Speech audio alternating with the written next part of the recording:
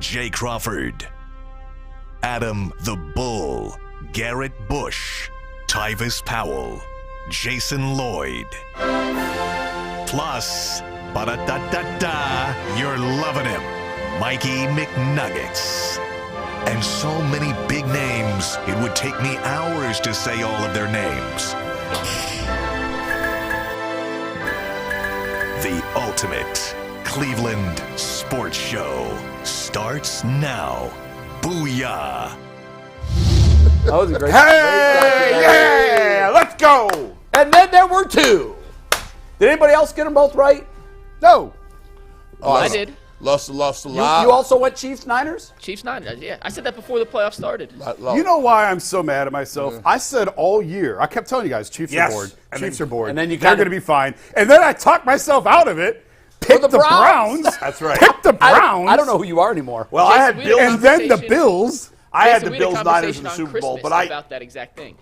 What's that? Me and Jason had a conversation on Christmas watching them lose to the Raiders about the exact same thing. About the Chiefs are bored. And Jason was like, I think I'm finally done. Yeah. But you know what? I can't quit him. And then he actually quit him. And it came back to bite him in the Yeah, ass. you can't quit them, man. Shout out to Brokeback Mountain. They look good. I don't buy that. I don't buy that they were bored, but Wait a minute. they are Brokeback bored. Mountain. What? That was the one where Jake Gyllenhaal was like, "Oh, wish I could quit you. I can't quit you." What were you saying, Bull? I heard about it. I didn't What were you see saying? it. Like, nah, No, no, I was saying I did pick this week the Chiefs and the Niners. Oh, but- you did when we reconfigure our picks? Yeah. Oh, I thought I was the But only I- one. Apparently, I wasn't. But I didn't obviously have the Chiefs originally when the playoffs started. No, I've always been on the I'm taking Niners. no I credit. was on the Bills, and I finally flipped to the Chiefs after I they beat us. never believed in the Lions yesterday, even when they were up 24. They're going to do Lions things. I never. Oh, Mike my and I goodness. were texting, and we. I both- think I've heard from every Lions fan I know, and as much as they love, and we're going to talk about this later, I promise you, as much as they love Dan Campbell, Yeah. they hated what he I did know. yesterday. Well, his biggest mistake in the game was clearly running on third down. That was his biggest mistake. People are going to hit you with the nonsense about the field goals. They're wrong. Oh, We'll you're talk about it nuts! later. You're nuts! And Yeah, biggest mistake was running it on third down. We're going to get into that. That was the biggest Yeah. mistake. I know we only have 15 That was the minutes. biggest That's not mistake. going to be enough. Well, Biggest we could It's push not the gonna last be two enough. topics down, but we got I to get actually a would couple have kicked things the in field goal first. 27-24. But I had no problem with I had the biggest problem with that one. 24-10, I had zero Well, problem with I going didn't either. for it. I would have kicked, and I said in the moment I would take the points. You're on the road. But First of all, you can't say it's take the 27-24. points. You have a kicker that's made only 2 field goals all year. No, over that was a 39 years chippy. old. Where he was It was a a chippy. 45-yard field goal. That's not a chippy. It's still the likelihood of picking up a first down is well below the likelihood of making that field goal. That's a fact. I mean, I'm not. It's telling also you. a fact that the wide receiver dropped the ball, otherwise it's first down. No one cares about those Lions. If not, no one cares about the he did. Lions. Yeah. You know, we learned get to the Lions later. Patrick Mahomes, Jordan. Oh, yeah. he is. We're gonna stop putting all He's these the greatest other, quarterback ever. right. Don't be putting all these other. I'm goading him No. over Brady. No. Goading him over Brady. Not yet. Well, you can't. I do am. that. No, I not don't give yet. a shit. I can No, do whatever no, the hell no. I want. You said a couple of weeks He's in a got row. half you as said, many you know, postseason we're anointing wins. people too early. We got to slow the anointment train. Well, this is different. It's 6 no, years. because this is GOAT. This is a career. He's Tom going to did- be the GOAT. Tom did, By the time he retires, he's I going to be the GOAT. I firmly co-sign Agree with that. I'll change to that. What's his 6 AFC Six championships? crazy. 4 Super Bowls. He's got 16 postseason wins, I think. and- 14. Oh, 14. Okay, 14. Brady at 35, which is insane. Yeah, and we That's got, insane. we got a long But way wait to a go. second. But he's off to a much better start than Tom was. Brady, through their first 6 seasons as starter, Mahomes has Brady beat at everything, but Brady had 3 Super Bowls in his first 6 years. He did. This would be 3 for Mahomes if he Right. can get it. And he's got to continue to do it and blah, blah, Yes. blah. But right now, he is off to a much, I believe, he's got my attention more than Brady had my attention at this point in his career. Certainly. Because some of those early ones were basically defensive championships. Brady was more of a manager. But, boy, that Chiefs defense, my Fantastic. goodness, when they had to stand up. Let's they did. dive into our topics right away then, so we have more time on the back end to Yeah. talk about some of those decisions. And there's another thing I know we're going to talk about that's going to take some of our time, but we got a ton of FanDuel tickets this weekend from the playoff games and Saturday night from the Lakers-Warriors game that went That to was double a great overtime. game. LeBron won. We're going to talk about that in Phenomenal. overtime. Ton of FanDuel winning tickets, and we're going to showcase them throughout the week. We have more than we could showcase in 5 days, so we'll get to all those, I promise. But we'll start with this one today. But, guys, it is Super Bowl week, and happy Super Bowl 2 weeks now for everyone who celebrates from FanDuel, America's #1 sportsbook. If you're like me and Jason and the other guys on this panel, Super Bowl Sunday is all about scoring the best seat on the couch, grabbing your favorite football snacks, and placing some super bets. And you know what the best place to place a Super Bowl bet is? It's FanDuel. It's obvious. FanDuel has so many ways for you to end the season with a W or 2 or 3 or 4, 5, or 6 if you're like us. Not only can you bet on the Super Bowl and who will win Super Bowl 58, but FanDuel also has bets for which players will score a touchdown, how many points will be scored, and so much more. And new customers, if they join today, get $200 in bonus bets if your first bet of $5 or more wins. Win a $5 bet. Get $200 in bonus bets.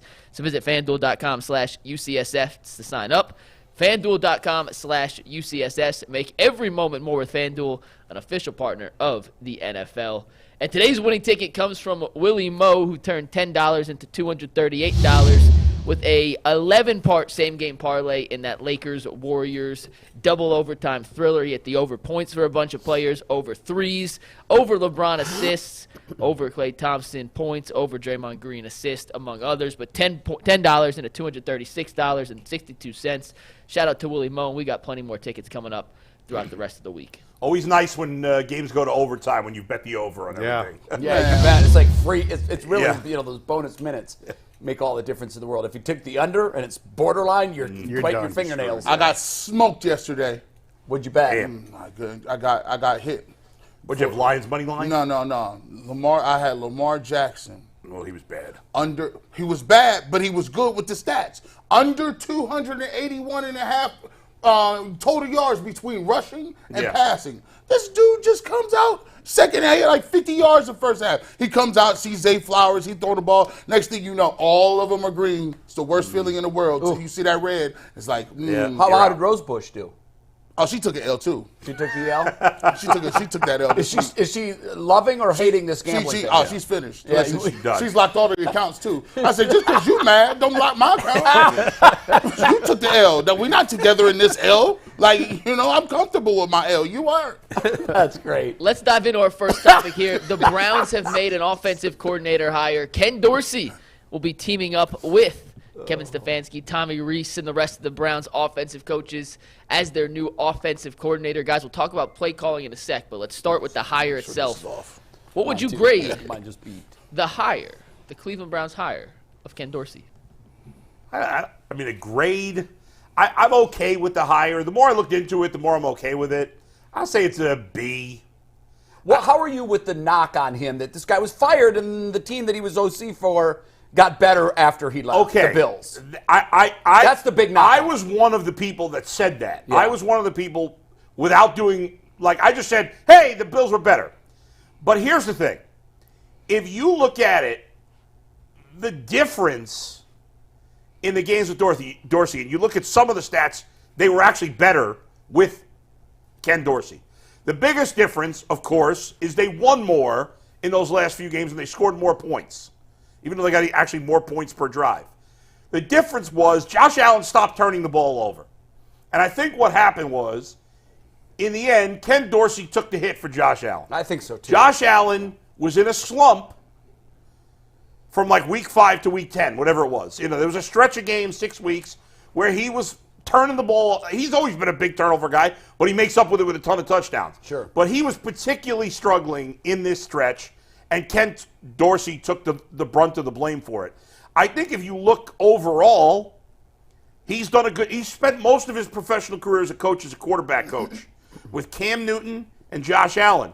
What do those guys have in common with Deshaun Watson? All three are excellent athletes and use their legs. Now, Deshaun Watson's not built like Cam Newton and Josh Allen, but he has the same type of game as those guys. He likes to run.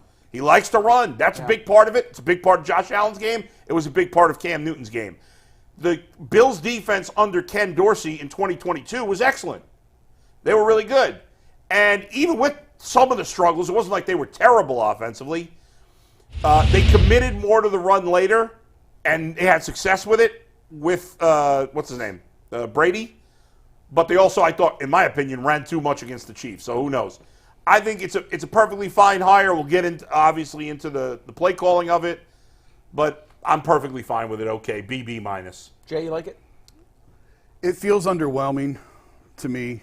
I don't know if I can put a grade on it right now. I think he's a name guy, though, right? He's a name. So we didn't have to look up and see who he is. no, he's definitely a name guy. He's he won a national championship in college. Sure. He played now, here. his quarterback play here, we were looking for video from him last week when he was in for the interview.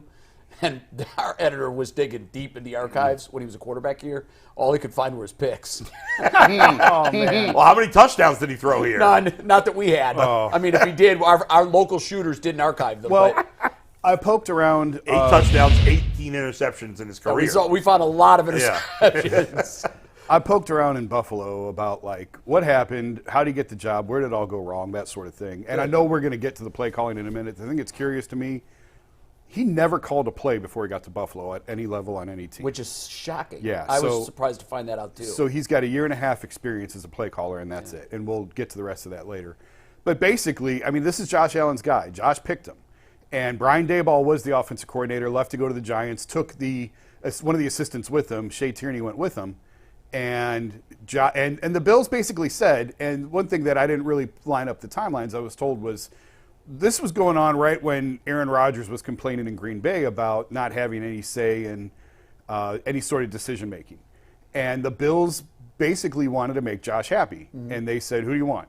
And Josh loved Ken Dorsey. Right. And Ken was on the field. Daboll was in the booth. Ken was on the field with him. And they developed rapport, and Josh really liked him, and that was his guy. And in terms of like where it all went wrong or how it all unraveled in this year and everything else, Josh apparently went through some personal things toward the end of last season, into the postseason, and it carried off in through the summer. And combined with that, there was sort of a mandate from above Ken Dorsey of trying to make him more of a pocket passer. The Bills wanted to protect Josh. They didn't want him running as much. They wanted to just sort of restrain him for fear of injury and whatever else. That wasn't Ken's idea. Those were his That was marching not orders. Ken's idea. Yeah, I think that's a bad plan. And that was his. That's what the Bills decided as an organization. They determined that that's what they wanted to do. To keep him healthy. They wanted to try and limit some of his exposure to injuries and runs and everything else. And when they fired Ken, it was really, the way it was explained to me was it was sort of, and this part's true. This happens a lot when teams fire guys. It sort of was like a jolt to the locker room. And a lot of times you'll see a guy get fired, like a baseball team will fire a hitting coach. Yeah. And it's just to get guys' attention. And maybe it's a pressure release valve to let some of the pressure out of the room. And guys, when Ken was fired, guys kind of looked around like, man, we got to get this together. So that was their wake-up call. And it really did sort of serve as a wake-up call when Ken was fired. And it really sort of jolted guys. And then they sort of took the shackles off of Josh a little bit. He started playing a little bit more freer toward the second half of the season after they were 5-5. I mentioned briefly there was that article that came out that really was devastating to Sean McDermott. And it really sort of rallied the locker room. So there was a lot of things at play here.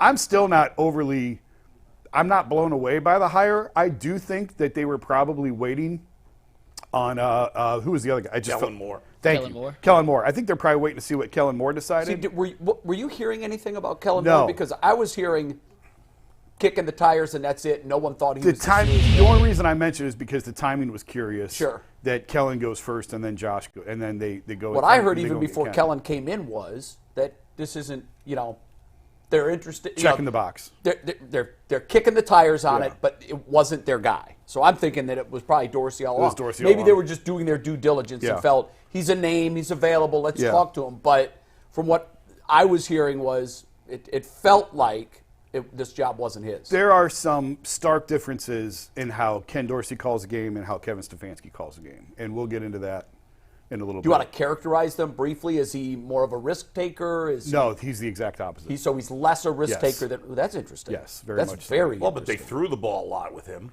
We'll talk about it. Okay. Gee, but what grade do you give it ultimately? Bull was It's a B so minus? hard. It's so hard to do Yeah, grades. I It feels know. like draft day grades. I know. We're just doing it to do it. I mean, we're not going to hold you I'll to call it. I'll call it a C. Okay. A nice average, solid C. Right.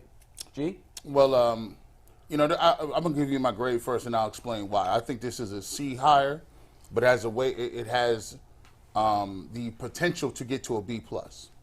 The reason I like the hire is I like people that are motivated, and one of the best motivators are when you get let go, or when Especially mid-season. Yeah, mid-season, when, that doesn't happen. When they let you go mid-season as a coach, that really means that you are, I'm not going to say cancer or anything like that, but we feel like you are holding us back so much that we need to cut bait and move in a different direction and pivot, not seeing this thing through. So when you look at Dorsey and he gets let go, he probably feels that he was let go unjustly. He probably feels that he took a lot of L's for other people and he was a scapegoat, kind of like Van Pelt thinks he's a scapegoat. The problem is now he gets here to Cleveland, and now you have another guy, Deshaun Watson. We'll probably get to this as well. Deshaun Watson feels like he is under a lot of pressure, and he is a guy that has a target on his back. And the most dangerous person in the world are people who feel like they have axes to grind and their backs against the wall. I think Kevin Stefanski, to a certain extent, feels like that because we got to even come in here and hire another guy. We talking about he ain't got an extension. He don't have any of that. And a lot of people can sit here and say, oh, it's no big deal. No big deal. No one's mad. No one's upset. BS. Yeah, I got to keep it real. These are human beings. Let you go into, hey, watch this. Everybody that had this happen before. It's a Friday. Your boss calls you at 3:45 and said, hey, could you get here a little earlier on Monday? I want to. We have to have a meeting one-on-one about something. And you like, you gonna call me 3:45 on a Friday? Let this boy linger all weekend. So I got to think about, well, what do you want? What the heck is going on? I didn't get written up. What did I do? So when you're a human being and you're sitting here and they're telling you we're making changes, they make changes not because you're good. They made a change because they feel you're not good enough. So here's my thing. I want all of them to be in the room feeling like it ain't good enough. I would want nothing more than them to come out and Dorsey says, listen, I'm going to show you I do what I can really do. I was held back. I want Deshaun Watson to say, let me show you about this. Listen, this is the type of offense I want. I'm going to take control of the mantle. This is how I'm going to move. And I want to say Stefanski can come in and say, you guys thought I was just talking about plays and I was a one-trick pony. Let me show you I'm actually a coach of men. So guess what? We could work with the play calling, but I'm more than just calling plays. So I like to hire because I want people being motivated coming into this year. I have a hard time giving it a grade, and here's why. I don't know what he's going to do. Yep. What was he brought here for? Is he going to be an AVP, where he's going to have the job in title only but no authority? If so, I don't need to give it a grade. I don't think he'll have much impact at all. But I am increasingly of the mindset that that's not what's going on here. I believe Ken Dorsey was brought here to call plays. Mm-hmm. And I believe in the not-too-distant future that's going to happen. Could be wrong. No one's told me that. Mm-hmm. It's totally – in fact, I've heard the opposite. I've heard that Kevin is not giving up play calling and he will call plays. I truly hope that's the case. But to me, all of this feels like – because there wasn't a definitive stamp of approval from Andrew Berry that, oh, he is our play caller. He will continue calling plays. The organization is fine with that. He did not get that. Well, Andrew did say he thought one of Kevin's greatest strengths was play calling. Sure. They say a lot of things. I know, but I just around the truth. I know, but I just want to get that on the record that he did say that. And he also said, when asked about the extension, we love Kevin. Yeah. Never said, of course he's getting an extension. So perhaps they wanted to see what his reaction was when they brought in a guy that's called plays at the NFL level, and they decide to tell Kevin he's going to call plays. How does Kevin take that? And again, I don't have any information that that's going to happen. It's my gut. I just feel in my gut that at the end of this season, when those three coaches were boom, boom, boom, out, it told me, oh, Jimmy is not happy with this offense. He's not. Now look, if you bought a quarterback for $230 million and this is what you've gotten, I wouldn't be happy with it either. He has every right to not be happy with it. Particularly when Jimmy has seen the offense look really, really good without Deshaun Watson. It's also looked very bad without Deshaun Watson. But I'm just, knowing Jimmy Haslam and his history and his track record, this feels like that's where we're going. Jay, I agree with most of what you said. There's just one thing I take issue with. Okay. I don't believe that even if he's not calling plays and his job, you're making it seem like his job doesn't really matter. No, I just don't know the impact he can have. And I don't either. I don't know what the impact is. His jobs matter, or no one would be. Yeah, I mean, I think the offensive coordinator. Obviously, if the offensive coordinator is calling plays, which we'll get into, he has more of an impact on the team on that player. Obviously, not just more, substantially. But I don't know if it's substantially more because I think the whole. We just see the game, right? Sure. But leading up to that game is an entire week, an entire year of preparation. It is. And I would assume, I don't know, I'm not in the locker room, that the offensive coordinator, even if he's not a play caller, is very much involved with that plan. I think that's a safe assumption, Bull, and I think that's what it was last year with AVP. But here's ultimately, it's all about show me the baby. I don't want to hear about the labor. And that's last year we had the discussion about Deshaun Watson. Is he doing enough? You know, and then we saw some workout videos suddenly come up, and to answer the critics that might say, you know, he's not doing enough. And at the time I said, I don't really care. I don't need to see that he's working out. I don't need to hear that he's working out. We'll know when we see him. When we see him, we'll know.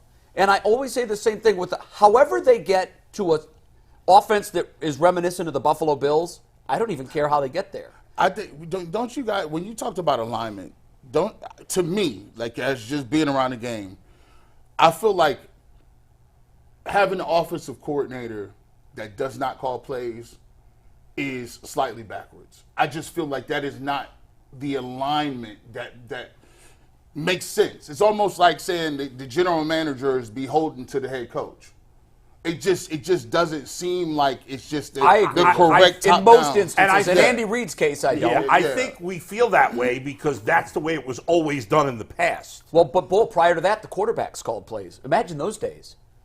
Imagine those both days. Super Bowl teams have coaches that call plays. What's that? Both teams in the Super Bowl have coaches that call plays. Well, I know they do, but you can also look back in time and say there is a strong case to be made for. I like your hierarchy too. The head coach is the CEO. He's involved in not just one or the other. I almost feel like, and I'm sure this isn't the case, but I feel like because Kevin Stefanski is so immersed in the offense, what's his impact on the defense? And we're okay there saying, well, Jim Schwartz is the defensive head coach. Well, if that's the case and you're going to do that on defense, it's just as important on offense. And I think, to your point of alignment, I do think that, and I hope this was the way it happened, that the biggest thing that they were looking for were areas of agreement in philosophical tent poles between Kevin Stefanski and whomever they hire. Sure. But just to get back to that point for a second, you know, we are all stuck in our ways to some degree. There's things that have always been done in a certain way, so we're conditioned to believe, well, that's the best way to do it. Mm-hmm. I know. There's like for fantasy football, I've been using the same website for years. Right. And I don't even, like, a buddy of mine said to me, why don't you switch to this new site? It's much better. I'm like, well, I've always been using this website. Sure. So I don't want to We're change. creatures of habit. Right. And that's the same thing. So if you're older, like we all are on this panel, different variations, but none of us are young. So we may Speak for yourself. We may think, well, it's always been that way, right? Or always, but first it was quarterbacks. I remember the days when quarterbacks called plays. But then for years you never had the head coach calling plays, and so that's what we all grew up with, mostly. But nowadays it's commonplace. That doesn't mean it's definitely right, but it works for a lot of guys that have success. I could argue it's happened a lot here. So I believe Chud called the plays, right? I don't remember. I believe Pat Shermer called the plays. You know, those years in my brain, if you looked at it, you know how digital images come up as ones or zeros? Yeah. That is a big dash in my brain. That whole era. I don't remember anything about it because I chose not to. Hugh Jackson called plays?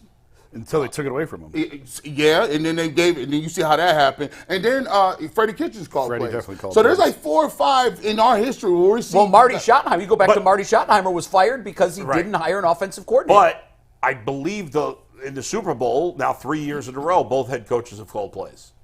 Bull, I think Sirianni didn't call plays last year. What's Shane that? Steichen did. Yeah, Steichen Sirianni didn't call Oh, plays that's right. last year. Sirianni did not. So 5 out of 6. I am agreeing with you that is the norm. I totally agree with that. However, I also think that 3 minds are better than 1. And And I probably should backpedal a little bit on that harsh comment at the beginning that what difference does it make? I don't mean what difference does it make. That's not really what I mean. We just watched a season in which the guy who didn't call plays got fired.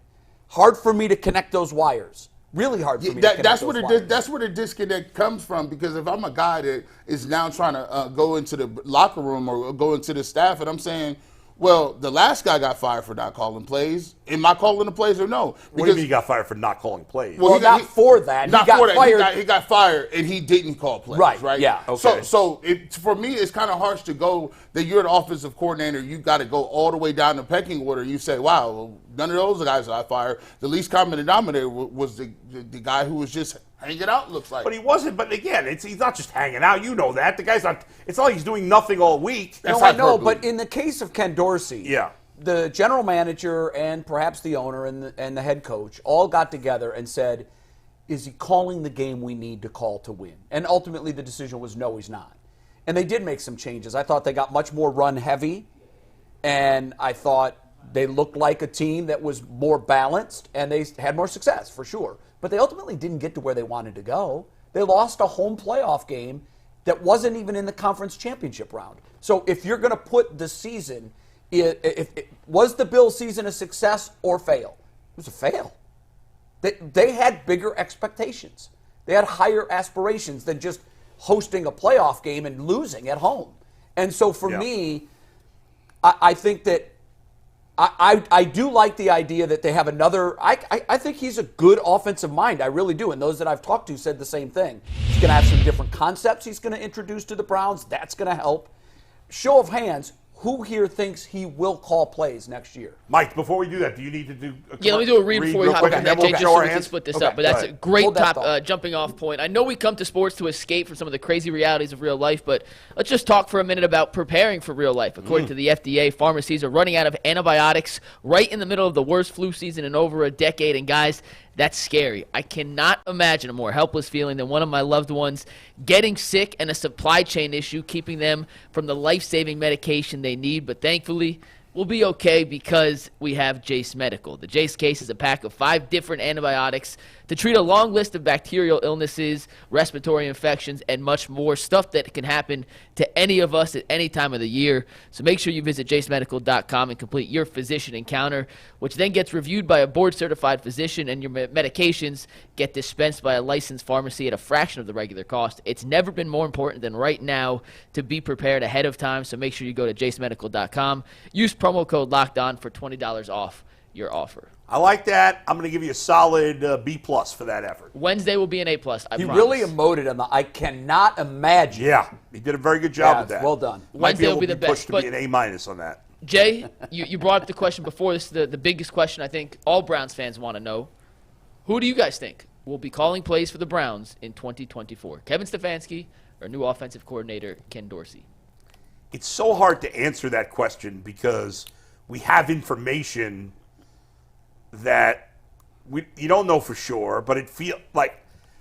Who would you guess? Because I agree. I even said mine's strictly a guess. I think Kevin Dorsey's going to call plays. Kevin Dorsey? Hey, they're both going Kevin to. Dorsey Kevin calls the first half, Dorsey calls the second half. So they're going to merge together Mind like meld. Vegeta and Goku. Yeah. And it could be Vegito or Gogeta. Is that Pokemon? No, that's Dragon Ball Z. So Kevin Dorsey, what kind of coach will Kevin Dorsey be? I don't know. But Ken Dorsey, I didn't say John Dorsey, though. No. Right. Ken Dorsey, I think, will call plays. And if that happens, maybe unfairly, but I'm going to assume that was a Jimmy decision and not a Kevin Stefanski decision. And if that's the case, I'm not happy. Doesn't mean it won't work. Sure. But I won't be happy initially going into it. Yeah. That's how I feel. Jay, what do you think? Strictly a guess, and I hate guessing, but I we just don't know know. yet. I hate guessing. I do too. I'd say Ken. I think it's going to be Dorsey. Yeah. But it's strictly a guess. Yeah. G? Oh, this is easy. To me, when Van Pelt left, I think that opened the door that they were trying to say they want a different type of I felt voice. the same thing. They want a little bit They want to definitely just switch it up and just give it a different. And sometimes you just want a different feel, right?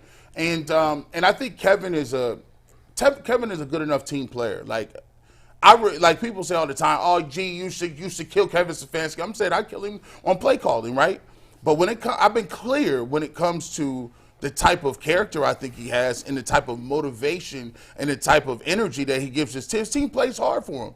You haven't heard one person come out and say anything bad about Stefanski. You ain't heard nobody come out and say, anything egregious. He's always even killed. So on that aspect of coaching, I think he does a really good job.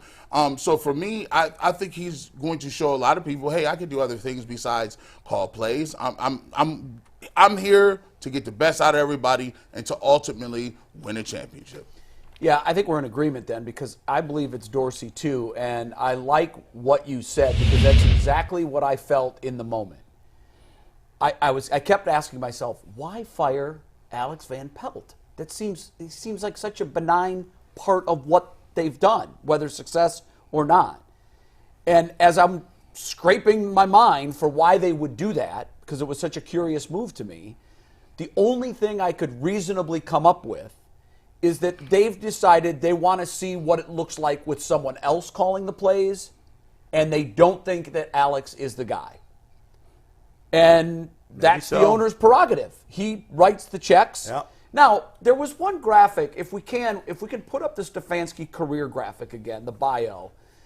Look, we're really close to the fire. We got very invested this year, and we all thought he did a great job calling plays this year. But I want to point a couple things out.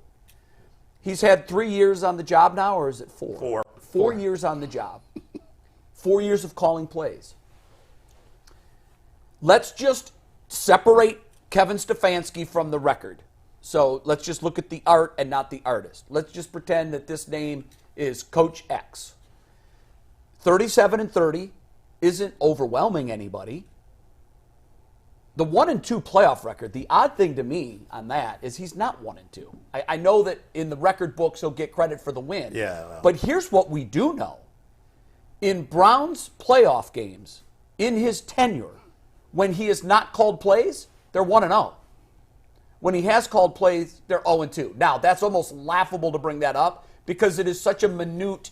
That's like flipping a coin once and it lands on heads and you think it's going to always land on heads. That's a small sample size and it's really not fair to Kevin. But the fact of the matter is, their one playoff win during his tenure, he did not call plays. The 15-20 following a loss is very concerning. Following win. Following win, I'm sorry. Yeah. And the 20-8 following loss is like, wow, this guy's Jekyll and Hyde. Now can we go to the quarter-by-quarter scoring during Stefanski's era? This was just this year. I'd be curious to see what it looks like for his career. I have it for last year, too. Hold on. I can find last year. Okay. Last year, the first quarter was better than this. Yeah. What's really shocking to me, guys, is in both cases, the first quarter to second quarter, the third quarter to the fourth quarter, their point production almost doubled, which is not a statistical anomaly. That's now a trend. For whatever reason, they are far more productive in the second and fourth quarters. Now, that's good because I do remember either last year or the year before, they were abysmal in fourth quarters. Yeah. I like the fact that their two biggest quarters are second and fourth. You want to finish the half strong, and obviously you need to play well in the fourth. Yeah. But the first and third quarters, guys, are really perplexing That to was me. just this past year. I have last year's numbers. Go ahead. I'd like to Last see year. them. Steve, Go you ahead. can take last year. Okay, the first and third quarters again are Yeah. their two lowest quarters. That's a trend, and I don't know why that is. I honestly don't. People got mad. I'd like to see it compared to other teams. Now, People got mad. Yeah, when let me say this. I don't have that. Let me full say for the this. record. I don't The have that. Browns franchise before Kevin Stefanski was a shit show. Yeah, so I And almost, that obviously, nice. I just insulted shit shows. You did. By saying that the Browns Yeah, you're being nice. franchise was a shit show. when you're 0-16 and Okay. 1-15. They went 37-30, while not a great record, is pretty good considering where the franchise was. Right. The fact that for the most part in those 4 years, especially in the last 3, but even overall, I know for where you're 4, going. he's gotten mostly bad quarterback play. Now, the reason that excuse won't fly Yeah. is because the quarterback discussion with Baker, Yeah. you killed people for saying, we're finally in the playoffs, we're finally good. And you were adamant and saying, do you just want to be pretty good? We're not here to be pretty good. We need Correct. a Super Bowl. That's and right. So if I am going to hold the quarterback to that standard, and we did. Right. We saw that he clearly took us to another level. We were no longer 0-16 and 1-15. Right. We went to the playoffs. We won a road playoff game. Right. We looked really good on the road against Kansas City. I can't say then about the coach, 37-30, come on, compared to where we were, that's pretty good. Okay. I don't want pretty good. Now, here's what I'd say. With a quarterback, in my opinion, after 4 years of Baker Mayfield, to me, it was obvious he was not a Super Bowl level quarterback. Is it obvious to you yet that Kevin is not an offensive caliber head coach? No, that's not No. obvious. No. It's not. So how can you definitively make us? You mean Super Bowl caliber coach? What are you asking? I'm a little I used your reference So to it. It was obvious after 4 years. To me, it was obvious that Baker was not a Super Bowl winning Baker coach. wasn't good enough. We don't know that about I Kevin. don't. Yeah. That's a I'm simple not way to saying. say it. Yeah, Kevin so how do you Stefanski- make that decision I'm not in 4 saying- years on a quarterback? I think it's easier on a quarterback. Doesn't mean I couldn't end up being wrong, but I think it's easier on a quarterback than it is a coach because you see more evidence as a fan I agree. on a quarterback than you do see for a coach. And I understand that. I'm thinking, But I don't that think we know yet on Kevin Stefanski. Right. So I'm thinking I the think logical he's done thing- enough. I think he's more likely to be a Super Bowl coach than Baker Mayfield is to be a Super Bowl quarterback. fair, but even I don't even know if it's fair, but that's how I feel. Well, no, it's fair that you feel that way because Baker hasn't made it to a Super Bowl. Now, Baker looked pretty damn good this year. Didn't ultimately make it to the conference championship game, so we can't toot his horn too loudly. But honestly, I think the team they lost to might be the best team in the NFC. Now, obviously, they're not going to the Super Bowl either. A million reasons for that. We'll talk about that later. Yeah. But when you look at where Tampa Bay is and was in their race to a Super Bowl, I actually think they were closer to getting there than the Browns were, despite the fact they only won 9 games in the regular season. Put Tampa in this division, and Yeah, it would've been a they got a different losing story. Likely record. would. But what I'm saying is Yeah. their road They got playoff 6 game wins. against the Lions Right. looked a hell of a lot different than our road playoff game against the Texans. McNuggets, And the sure. Lions are a better But team than the you- Texans. So Can that put that- if can you're you put going that back to, so up? you're going to, is your argument that Baker is more of a Super Bowl quarterback By because quarter of that? No, that's not my So- argument. yeah, My argument by is quarter. this. Yeah. If the organization came to the agreement Yeah. that after 4 years Baker wasn't the guy, and Yes. that's fine for them to do. Right. There was a lot of evidence that he was not at that time. What I'm saying is, if that's their threshold of body of work, and then we can make a decision, perhaps the decision they've made on Kevin Stefanski after 4 years is this guy is a great head coach. But the play calling and the actual numbers, again, separate the numbers from the man. Yes. Yeah. Go to these numbers. You can actually look at those and say, this isn't what we want. I We don't want 37. I don't think you. In my Here's- opinion, you can't judge those numbers Yeah. without proper context. I'm going Go ahead. to try to give you some proper context. Can you bring those numbers back up? This is this year, G. This is this year. By the right? way, keep in mind, I think we pretty much all agreed a week ago that it was a bad move if the Browns forced Kevin Stefanski not to call plays, and you guys are I'm both still saying that, Bull. Okay. Oh, okay. So- all right. All I'm doing, and that's why I tried to preface it Yeah. that way, and maybe I didn't emphasize this point enough. Okay. All I'm doing is saying it is logical to me Yeah. that the Haslams have come to this decision because they've got 4 years in the barn and they're looking at the numbers, not the man, not the individual games. They're looking at the entire body of work and saying, we've got so much invested in a quarterback. Everything in this franchise's future rides on him. If it doesn't work, we made the worst move in franchise history. We don't want that on our legacy. We need to so get let's to- move on and try a different play caller and let's- see what happens. let's get to I this would not context. have done that, Bull. Yeah. Let's I get would to the let Kevin context. Stefanski continue. Here it is. G, Here's we the got you. context right here. Now, you look at those points by quarter, first quarter, second quarter, third quarter, fourth quarter. Everybody, every athlete, every player, the first thing that they tell you during the week is they say, start fast. Right. Guys, we want to start fast. Guys, we need to get out here. Offense is going to get the ball. They're going to go down and score 7 points. Defense get a stop, put another one on the board.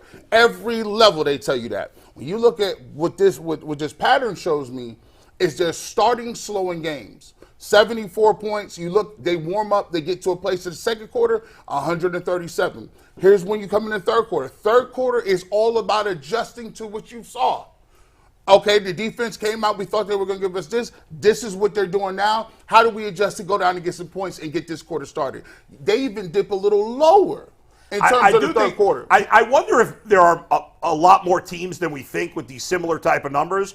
Because generally, there's more scoring in the second and fourth quarter than there is in the first. Well, here's what's funny about this. this. Yeah, but Bull, this is not just a little more. This is well, double. Didn't we just spend last week talking about, Kevin Stefanski's great on the first 15, and then that's it? Now Now we're flipping the script. Go ahead and finish, G. Go ahead and finish. Hold on. Here's the problem is, we just sat there and talked about how Myles Garrett has 0 sacks in games. You can't parse the numbers. Like, if you're going to say you fell off in a certain period of time and Myles Garrett's production slipped, this is showing you That's not a good comparison. This is quarterback. His fourth quarter is good.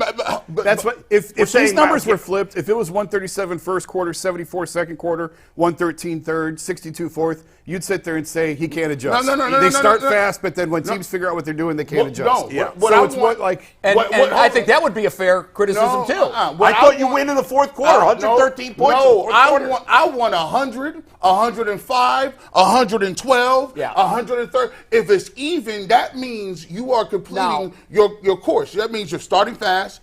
That means in the second quarter, you're consistent. You're making adjustments. But, G, to Bull's point, I'm sure if we looked it up, there would be more scoring in the second and fourth quarter for this reason. Okay. The clock slows down. Go ahead. You're not playing a clock management game at all in the first and third quarter. In fact, how many times have you watched a game, not the Browns games because they take long, but a lot of times you're watching a game and you're like, holy crap, the first quarter's gone. Mm-hmm. That's because nobody's managing the clock. In the second and fourth quarters, things slow down. However, I think there's something else at play, guys, and I want your thoughts on this. Do you say you do have the numbers?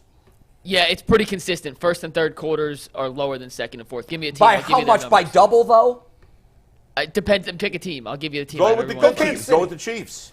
The Chiefs. Kansas City. Chiefs, 78 in the first quarter, 165 in the second quarter. Okay, that's more than double, so that's standard. Okay. 70 in the third quarter, and they only had 58 points in the fourth quarter this season. Wow, that is stunning. That's worse than the Browns. That's horrible. Pick a different team. I'll do one more. Baltimore.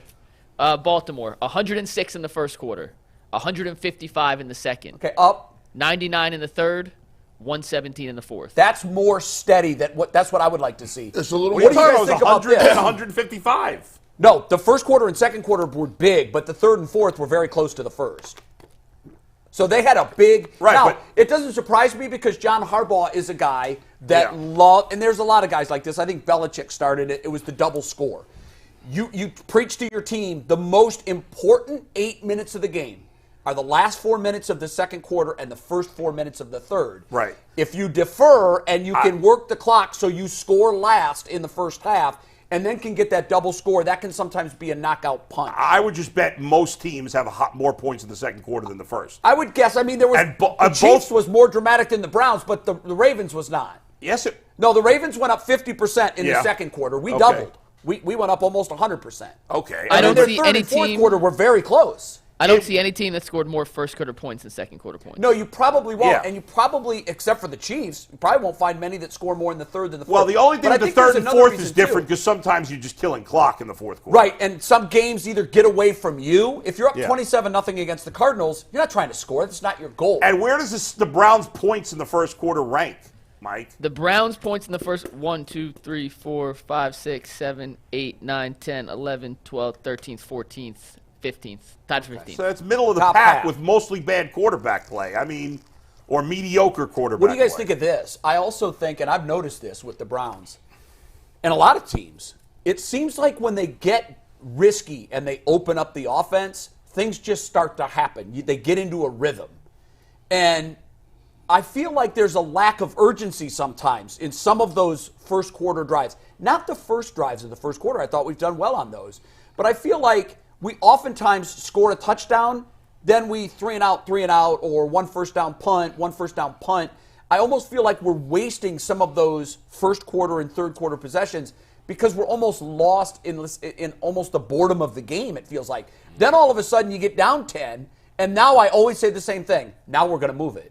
Now there's a sense of urgency. Let's go. What I love about Andy Reid, and I've always loved this about him, even going back to his Philly days, he doesn't coach to the scoreboard as much as other coaches. If he's up 10-0, he'll typically try to run the same series and the same plays that he was running because if 10-0 is good, 17-0 is better. some coaches will sit on it. The play that he made, the call that he made on third down yesterday, that's one of the biggest onion moves I've seen in postseason football. It was. Meanwhile, everybody would have killed him if it didn't work. I was killing him during the throw. I'm like, what is he doing? And it worked out. To me, that's why I go back and just from a football standpoint, when Deshaun Watson says, "Look, I'm really not a big fan of scripted plays." Don't say that. What do you mean? Hey, I say, just keep it real. You said Well, you didn't mischaracterize what he said. Not at all. It was fine. Reality is, it's just all about the philosophy. Yeah. I agree with him. Like if you're going to tell me to go out here, I want to call a play that's based upon what I'm seeing now. I don't want to call a play based on what I'm seeing that we saw in film, that they had an opportunity to change. But I'm sure I'd be surprised if he didn't have that opportunity to change. We don't know that. Yeah, we don't. Unless Jay does. We don't know the hierarchy of how. Bull made a good the quarterback point always week. has the freedom to can a play. Well, yeah, at the line. At the line. Of course, he can audible out of anything. Yeah. But what Bull was asking, and I don't know, and I meant to call around and ask, but I forgot to do that this weekend. One of the things that Bull made a point of is like, okay, the 15 plays are scripted, but if you're off schedule, let's say you get a 7-yard loss on first down, you're probably off script immediately. Right. Yes, you are. Like, what are you doing? You're not going to run the second could, sixth play. I've been told you could get midway through the second quarter before you were off script. Right, if things are working. Depending on how things go. And so when Deshaun, that may be an exaggeration, but you get. But 15 plays would get you through at least 2 drives, successful drives in the first quarter. But Deshaun says, listen, after we get through them scripted ones, now I'm just playing football. Now I can just read and react, and if you look, I can start fast. I'm cooking in that part. And so even when you go back to Aaron Rodgers, at one point in time before he left left the Green Bay Packers, he was mad at LaFleur because he said don't change the play. And Aaron Rodgers was like, man, I'm Aaron Rodgers. I change all these plays. It's a philosophical difference. Matt LaFleur's looking like a pretty good coach right now. But here's the thing. But so that's why he looked like. You can't tell your quarterback you can't check out a play. But see, the crazy thing is, that's why Aaron Rodgers is with the Jets. And when he got there, he said, what? I want control. Everybody, no one's going to come out and say, I should be able to do whatever I want. But when you talk about the relationships behind closed doors, there's times where, and I'll just give you an example, there's times where I would have to, they say, G. Bush, you're going to rush, and you're going to rush the 4-eye inside rather than outside. I might start inside, but I'm going to get. But if the play takes you somewhere else. I'm getting outside. And by the way, I'm sure there's plenty of times where players decide to do their own thing because they don't think the coach knows what he's doing, and they get it wrong. Oh, I know multiple off the top of my head where Baker canned out a called, not to pick on Baker, but he checked out of plays he checked into disasters. And the fans probably blame Stefanski. No, that was Freddie. You can tell when you can typically tell when a quarterback, even if it's not an audible, there's a hand gesture, there's something you can tell when a quarterback checks out of plays. Well, unless he I've changes seen it in the quarterbacks huddle. check out of plays and it goes for a touchdown. I've seen quarterback checks out of plays and it goes for a 5-yard loss or a pick. But it happens. The thing is, everybody has to be okay with it. Yeah. It sucks because, and the only problem with the issue with Deshaun is seeing is he hasn't paid the dividends yet, so that people can be okay with that. He hasn't had the success yet. Yeah, the success. The thing I get with Joe Flacco, and a lot of people, as we talk about why he was loved, because Joe Flacco, yes, he threw interceptions, but he put deposits in the bank for withdrawals. Right. He threw you touchdowns, and you like, okay. Guys was open. He was throwing the ball downfield. And so as fans, we'll take the negative plays if you have something in the bank, as far as that goes. We didn't really talk about play call. We said who we thought was going to be. Yeah, so who should? Who should? Who should? I mean, in a perfect world, I think Stefanski should. It's not who I think will, but I think it should be Stefanski. Here's why I think it's going to be Kevin. 2 key things that kind of. Wait, you said you thought it was going to be Ken. I'm sorry. Why I think it's going to be 2 key things. Why I think it's going to be Ken. Okay. Number 1, Ken loves shotgun. Yeah. He does. And we Kevin, think that we spent the whole Deshaun loves Flacco part of the show of this season talking about play action under center and the success that Kevin has with play action under center. Well, that's not Ken Dorsey. Ken Dorsey is shotgun, and Deshaun is shotgun. And Ken has worked with Josh Allen and Cam Newton, and that very much fits the mold of what Deshaun is. So that tracks with getting someone that Deshaun is comfortable with. And this was interesting. I don't know if this is really a tell on who's going to call the plays, but you talk about differences between Ken Dorsey and Stefanski. I was told Dorsey is not a gadget guy, trick play guy at all. Running backs run the ball, receivers catch the ball, the quarterback throws the ball. Interesting. There's no, like, when Dayball was there, when Dayball was in Buffalo, Dayball liked to have fun. And he would say, like, let's have fun with this. And they would have wide receiver trick plays where wide receivers are throwing the ball, a lot of jet sweeps, tap passes, just gadget, eye candy type of stuff. Kevin likes that too. Kevin loves that. I've seen a lot of it. Loves that. That is not Ken Dorsey. Ken Dorsey is very straight, very traditional. Running backs run the ball. Receivers catch the ball. The quarterback's only Now, throwing if Kevin wants it in the offense, it'll be in the offense. He's the head coach. So I can't imagine that if there's a flashpoint between the two, that Dorsey would win that argument. Those were two things, though, that I thought were very telling that were told to me over the weekend. That's One, interesting. the shotgun versus under center play action. There's a stark difference Yeah. between what Ken likes to call it, how Kevin likes to call it, and then the lack of trick plays in the Dorsey playbook. And the shotgun runs are much more difficult to get momentum on. Like, if you're under center, your running back is downhill. He's getting 3 or 4 yards to see the hole, move around, and see cutback lanes. A lot of the stuff that you're doing out of shotgun is left, right, sweep, outside stuff. Yeah. And you don't get the inside zone stuff like that you really need to get in terms of the running game and paying dividends. I heard an interesting this morning. I woke up at 4:30 in the morning, and I decided to do learn more about Ken Dorsey. I was going through some stuff. I also did a deep dive into the border crisis and wanted to know the truth because you hear all the nonsense on TV, and I was like, "What is the truth?" You'll get lost there. I was fascinating the truth, but I won't get into that. But when I watched an interesting breakdown. Kurt Warner did this video breakdown of why he thought Josh Allen was struggling at the end with Ken Dorsey, and why he thought Ken Dorsey was a scapegoat in the whole situation. Yeah. And he said one of the things I never really thought about this because I didn't play quarterback and I didn't play in the NFL. But one of the things he brought up is that guys that play from the shotgun a lot, which apparently now we're going to do with Deshaun Watson because that's what he wants, even though it's not what Kevin Stefanski wants to do. He said sometimes when you're in the shotgun a lot, you get set too early because, and that's not good, right? Like you want to be, you want as a quarterback, you want your feet to kind of be moving until you set and then go. The problem with sometimes with if you're under center, hey, you got to take 3 steps back, 5 steps back. So by the time you get set, you're ready to throw the ball. Yeah. As opposed to when you're in shotgun, sometimes quarterbacks get set too early, they get antsy, and they throw the ball too early. And he thought that was a problem, that was a little rut, and why Josh Allen got into a slump. Because he was getting set a little too quickly, and he was getting anxious and throwing the ball a little too early. Which was fascinating. I hadn't really thought about it. But anyway, and that's just and that's something that the Browns will certainly have to look out for with Deshaun Watson because that could lead to some mistakes. I just think it's a lost art.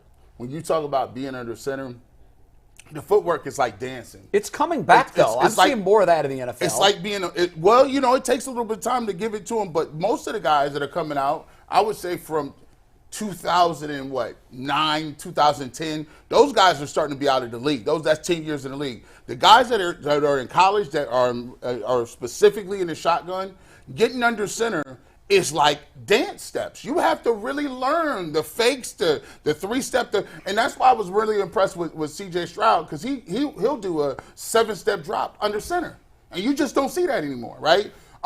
So I think one of the things that I think is going to have to happen, it has to be collaboration, and they have to get to a point where Deshaun Watson has to be able to have ownership of the offense. I don't think he has ownership of the offense. I think he does now.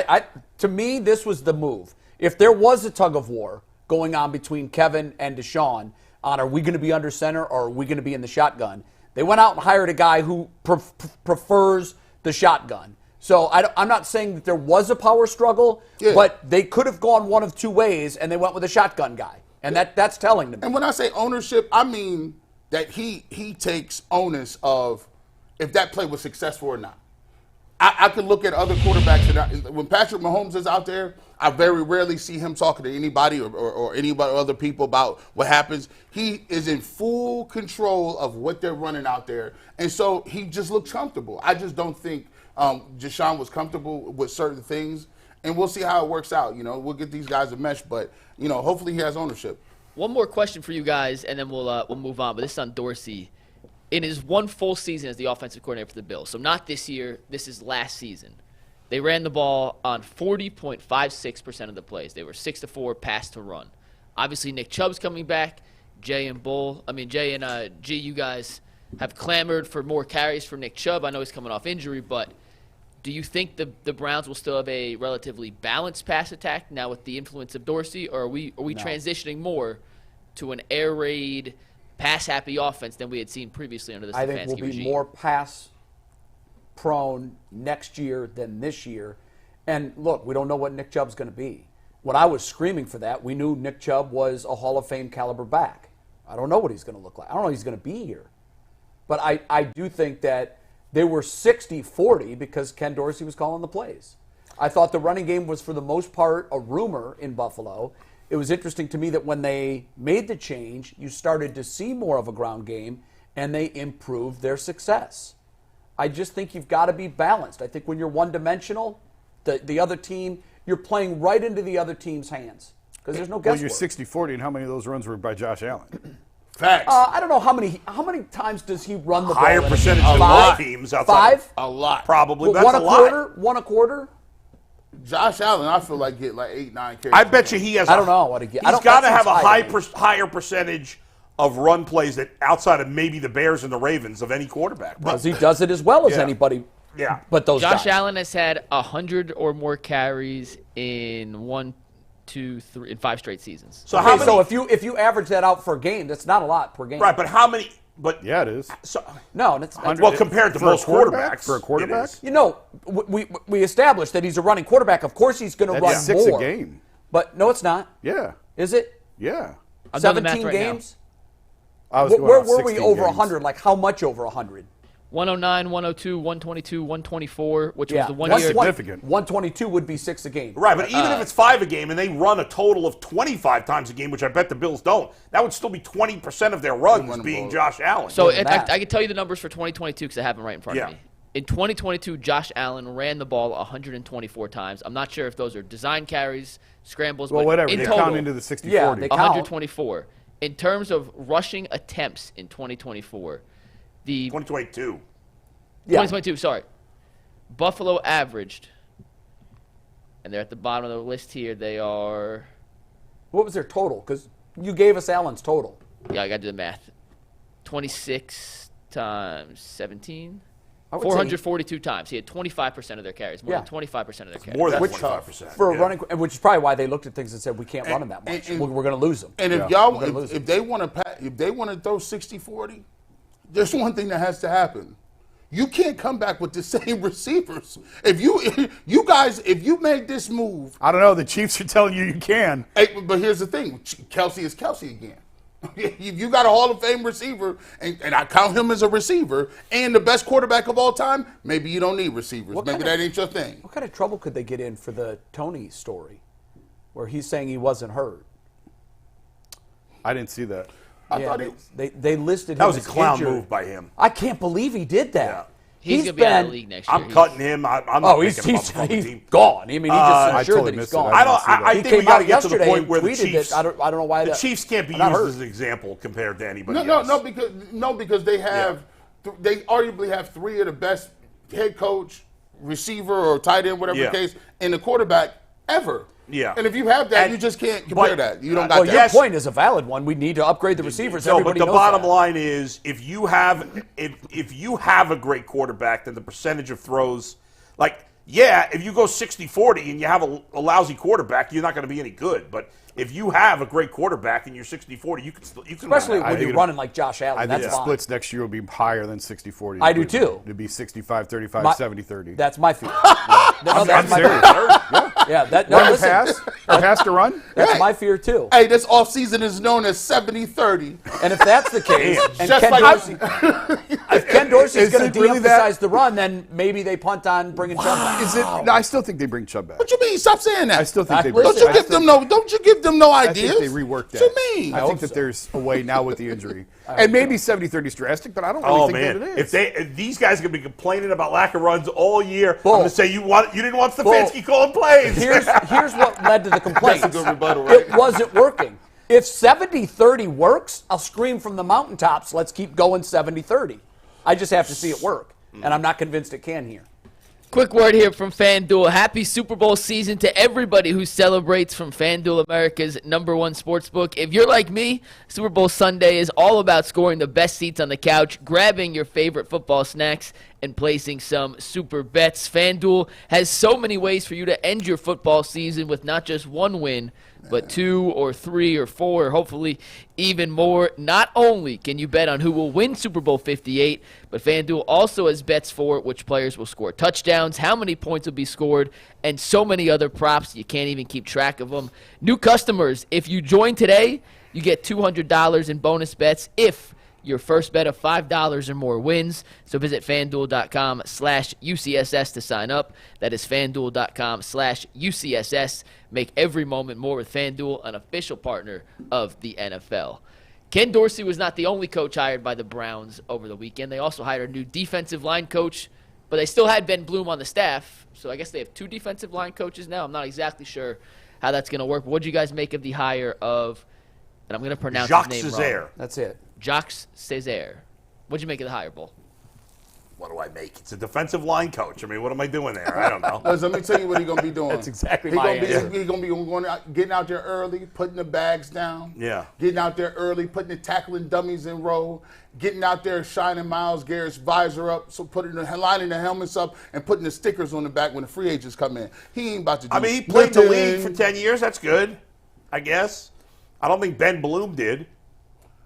He's one of them dudes that he's the equivalent of the assistant coaches in basketball in college that get the chairs out. Ah, good job, guys. Ah, here's the chair. Sit down. Ah, we got 30 seconds. Good job. Is he giving the water bottle squirts? Yeah, hold on. You want one?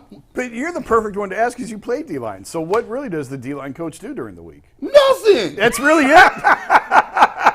Nothing. He tell you like he's the dude on the pursuit drill. If you dogging it, you know what, guys, get him hot. Up, down, tweet, tweet, tweet. That's all he does. Was you're saying your no D-line defensive coach line a former coach? player? No, my defensive line coach moved up. He realized when he was at OU, I'm not getting no money off, so let me go to Northwestern. And then he was a D coordinator. After he left there, he went to the Bears. It's Eric Washington. I believe he's the assistant head coach with the Bills. Oh. Yeah, he's He just assistant. got, no, The Eric guy who Washington just got a became your DC D-line job. coach. Oh, What- Eric Washington, DC. Where is he at? Shout out to Coach Wash too.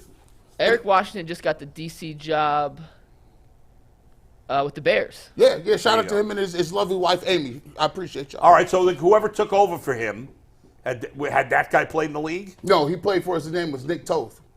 He played for you guys. Yeah, he played for us. Okay, so at least he played Division I college. His claim to fame. Did that make a difference to you? He got ran over by Ron Day. He used to play safety. Oh, yeah. He got smashed He by played Ron Day. safety and he coaches D-linemen. Yeah, and he was a GA. That happens a lot. And he was a GA when I was there. Oh, so, that's not so I was like, what you mean you telling me I was in the wrong gap? I was in the right gap. You didn't know that? Like, get out of here. like, no, they don't, no. If you are a tight ends coach, that means you're the tight ends coach and you're the recruiting coordinator. Yeah. Or you're the tight ends coach or you're the special teams guy. By the way, I'm now picturing G. Bush on the sideline, like doing analogies to the coaches about why they screwed up. Exactly. Oh, I used to do that all the time. Gee, I'll use one of your words to describe what I think of this move. It's Minimoski. Minimoski. I don't know. That's true. I laughed. That's the perfect word. I laughed when I saw it. Now look, No disrespect. You guys are Shut up. overlooking the big picture here. What? So this guy played in the league for a while, obviously, 9 Yeah. years. Okay. He just helped in Houston. Jonathan Grenard Yeah. have the best season of his career, doubled his sack yeah, total. but G's saying that the coach had nothing to do with I that. refuse to, and G, you know way better than me, so I'm not. But there's no way this dude just sets up cones. Like, there's no way all position He coaches shines are just visors. setting up Don't cones. minimize it. He's holding the cards up for the But wait a scouts. second, G. We talk about the O-line coach as if he's a god. Right. I was The just D-line going to say coach that. doesn't do I was anything? just going I to don't say know. that. Is that really fair? Offensive line is all about technique and leverage. Yeah. Defensive line, you're reacting. aren't you? Defensive line is about athleticism and get off. Yeah. But athleticism. There was a D lineman on I think it was Detroit. Was it Detroit? I Did the can't remember backflip? which It was team Kansas City. Super fat guy. He was just fat. That- I that- loved Michael it. Pierce on Baltimore. That fat guy, Might have been 58. him. Yeah. let me just tell you, words of Jay, that fat guy is faster than 90% of the civilians. Oh yeah, I know. But I Like- love that he's fat. But he's there for a run stop. Yeah, he's there to stop that run. Yes. I do have to say, when we were at the Greenbrier, the defensive line was right in front of us. And Ben Bloom was doing more than just pulling out the tackling. They were working technique, hands, all that, drills. Now, there's two defensive line coaches, right? Well, Ben Bloom is still being kept on as the run He's- game coordinator. I'm not sure what's going to happen with him. You know what's interesting to me so far? We know that half the roster is free agents coming up. I think that all these coaching moves were precipitated by someone other than Kevin Stefanski. They better work. Last year, they brought in Jim Schwartz. We thought that was a home run. Nobody played him off as Minimowski because we knew that was the guy they needed. I think they're making changes in areas that didn't have red flags up.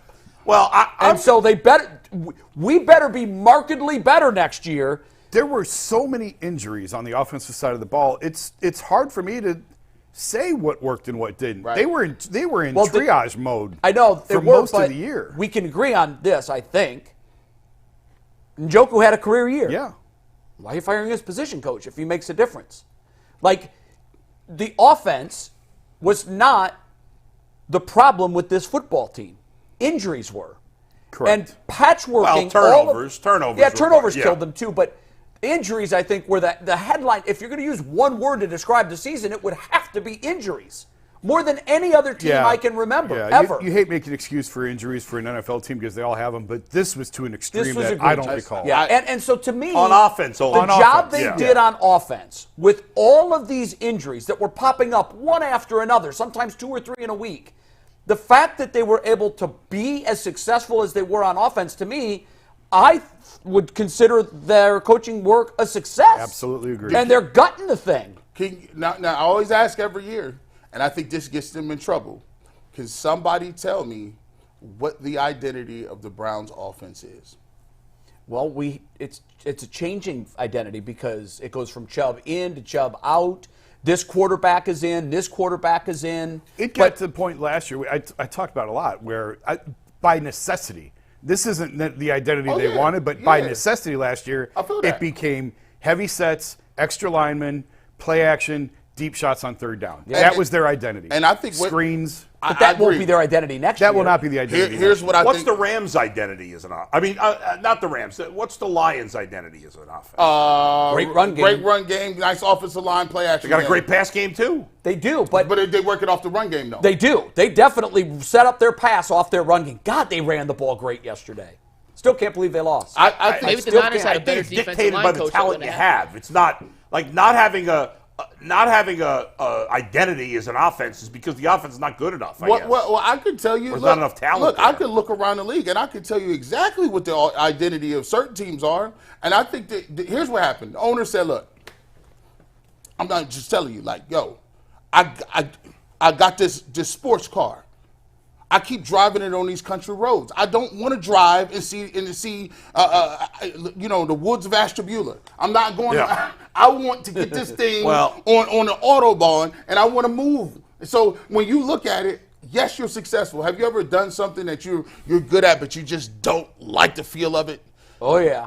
It's a nasty feeling. Well, the good news is that Jim and the son-in-law have a great track record of doing things by the book as Hey, well. I tell you what, they're champions. You put some name on the Columbus Crew. You put some respect on it. Is son-in-law involved with that team He's a too? world champion, bull. He got that ring right now. He can make those decisions. He said, Bucks have already fired another coach. "Oh, you gonna put that on him too?" He did. Oh my God, that is true.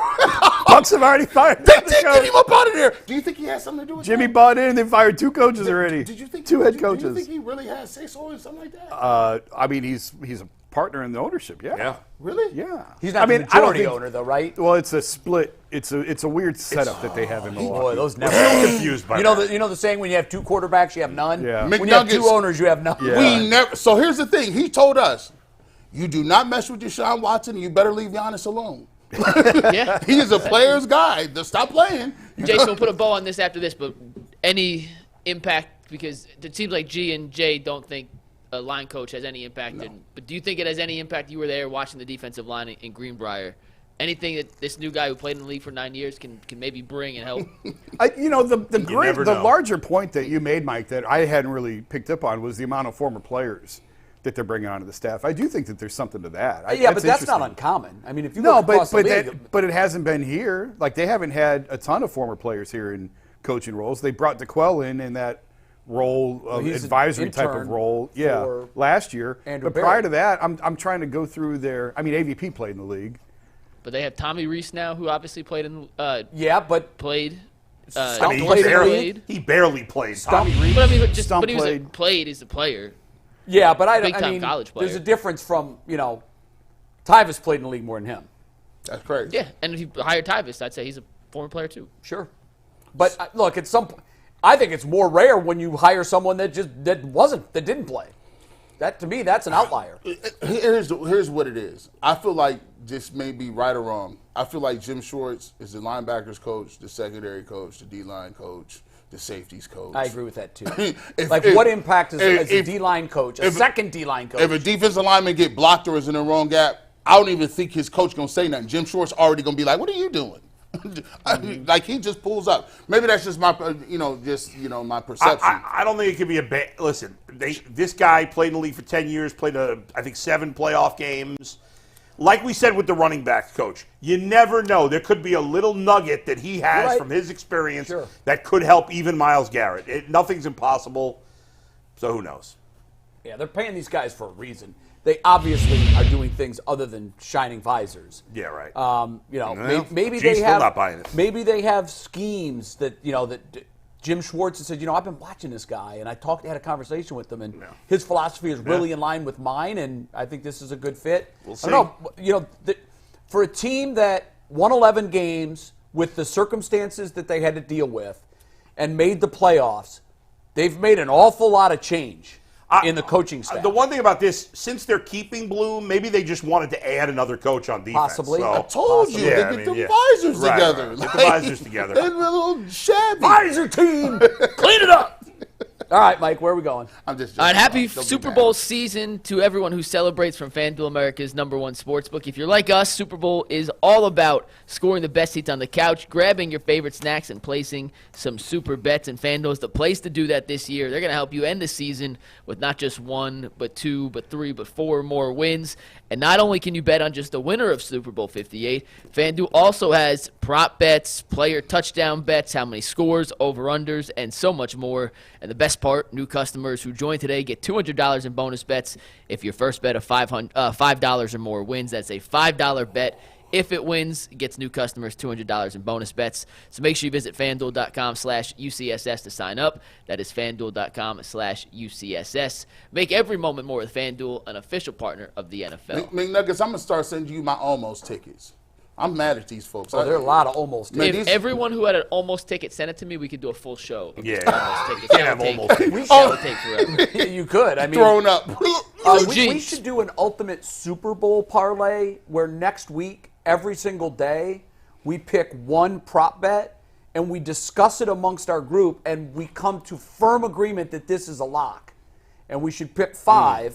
And We do that. it should be a bet that we all really think is a great bet. Not, idea. 3-1. There's going to be so many props. If it's not unanimous, it's not. If it's not unanimous, Okay. it doesn't get on our ultimate Super Bowl parlay. Yeah. I like that. And a we good idea. can build it as the week goes. Start Monday. By the end of it, we'll have 5 definitive winners that we'll all invest heavily in, and hopefully our viewers will too, and we can make some money together. Yeah, Rose, I locked my account too. Stop playing around, Rose. And let me preface, Man, there's I no told such you thing I'm as a sorry lock about in that. gambling. Listen, come on. Gamble responsibly if you do choose to use it. Bull, we had Yes. a 2-part Watson discussion we're going to do today. We're going to save the G tweet for tomorrow because I want to talk about the championship games, and that we can do that whenever. But a little more timely, on Deshaun Watson's podcast Friday, he mentioned you by name. We have that clip. Which was cool. Even though he was not, like, he didn't kill. Somebody said, how are you okay with that? He was crushing you. He wasn't crushing me. I thought it was cool that he, like, didn't even, I was waiting for him to, when I first heard it, I was like, oh, he's going to make fun of the nickname. Or I'm going to hear a fat joke or something. But no, it was none of that. But go ahead, Mike. The first 15 being scripted and whatnot. Oh, yeah. I know exactly what you're talking about. I think it was, it was Cleveland. It was Cleveland. Somebody in Cleveland. I didn't know who it was. I'm sure somebody sent it to you on text just like I got sent it to. No, I always get it on Twitter. You know what I'm saying? Somebody I'm going to rap by it and see it. But it was like, I think the dude's name was Adam the Bull. Blows my brain. I think he came out saying, like, I was complaining about every coach, about the first 15. Look, I never said I was complaining about anybody. You can go to any coach that done coach me, any player that done play with me. Fo ain't going to complain about nothing. I'm gonna put it all on Front Street and put it on the table. If I got something to say, I'm gonna speak it, and that go from coaches and all. I just said, me as a player, if you look at my career history, I've always gotten better the course of the games, the course of the seasons. That's just me, from college, from high school, regardless. So, like, that's what I was speaking on. I've never been a fan of the first 15. I'm not saying, I never sat here and been like, hey, coach, I don't want to do the first 15, just call random plays. No, I'm going to run the 15 and try to execute as best my ability. But for you to sit up here and say that I'm complaining when you ain't even spoke to me, or even you don't even know the situation behind what I'm saying, then, like, you can't sit here and say I'm complaining. I've never complained once. All right. Before you start. Yeah. And in his tweet, I'm watching it, right? I'm reading the tweet. I'm going down. Yeah. And Boo was like, secondly, it wasn't even me that said that. That was G. Bush. I'm like, he done threw me all the way up underneath there. Look at that. What? Secondly, what actually happened on the show was him. I said, try to get me up out of here. Well, wait a minute, though. In truth, you're the one that saw the I didn't even know about it. Yeah, it was characterized. First of all, by the way, it wasn't mischaracterized, I don't think. First of all, I really wasn't mad. Why would I be mad? I thought it was cool that Deshaun Watson mentioned me. What's his quarterback's coach name again? Quincy Avery. I didn't know who he was, but I'm being funny because he said he didn't know who I was. You know who I am, Quincy Avery. You've been taking shots at my friend Aditi for years. You're out of pocket as usual. Oh, he doesn't like thinks Aditi? he's hot shit. So He doesn't like Aditi? He's been said some nasty things about her on Twitter, completely out of line. Yeah, it's ridiculous. But anyway, what's funny also is that either right before that clip or right after that clip, Quincy Avery said something like, yeah, these people don't even know you. They're just haters, blah, blah, blah. Yet he doesn't know me, and he's assuming he knows me, which I think is funny. But listen, we don't know a lot of the people we talk about. Right, and I'm not a hater at all. However, I don't have any problem with, like, Watson. I really thought it was cool that Watson mentioned me in the podcast and got the nickname right and didn't make fun of my nickname. That was good. I was expecting a fat joke. That's always traditional. That would have disappointed me, quite frankly. I never would expect. I wouldn't either. That's not who Deshaun Watson is. No, not from him. I'm just saying a lot of times when people want to take a shot at me, they'll make a fat joke. Deshaun is not that guy. I'm used to that. I don't care. But I did a long response just because he set the record straight. I wanted to set the record straight too because you should have made a video. I thought it should be accurate. And so I was just recapping that whole point, and G was the. I did hear the wheels thump over I didn't mean to throw. G caught a stray. Hey, I turned my mentions off like Jason Lloyd. Oh, hell no. I didn't mean to throw him under the bus. I didn't look at it as throwing him under the bus because I was just recapping what was said on the show. Right, I get it. And that's exactly what happened. And I didn't even say he was complaining to the coaches or that. And if you look at the video, I mean, if we have the video, I was just you asked me what I thought. I was just like, I don't know. It seems like every team. And what I said specifically was it sounded like he was complaining about that all the coaches did it, not specifically about Stefanski. I never said he was complaining to the coaches and not running the plays. And I think he cleaned it up. And he did. And by the way, he did. When you say, I don't like doing that, isn't that complaining about it? No, I don't think it is. No? Complaining about it would would be, I can't do that. I don't want to do that. He was very clear to make a point of saying, look, if you give me 15, I'm going to do my best. But who, to I execute never them said to the that he best. wouldn't do that. I know, but yeah. but look, I think we're parsing words. Right, It's exactly. semantics is Yes, what it is. yes. We would love to get Deshaun and Oh, my Quincy God.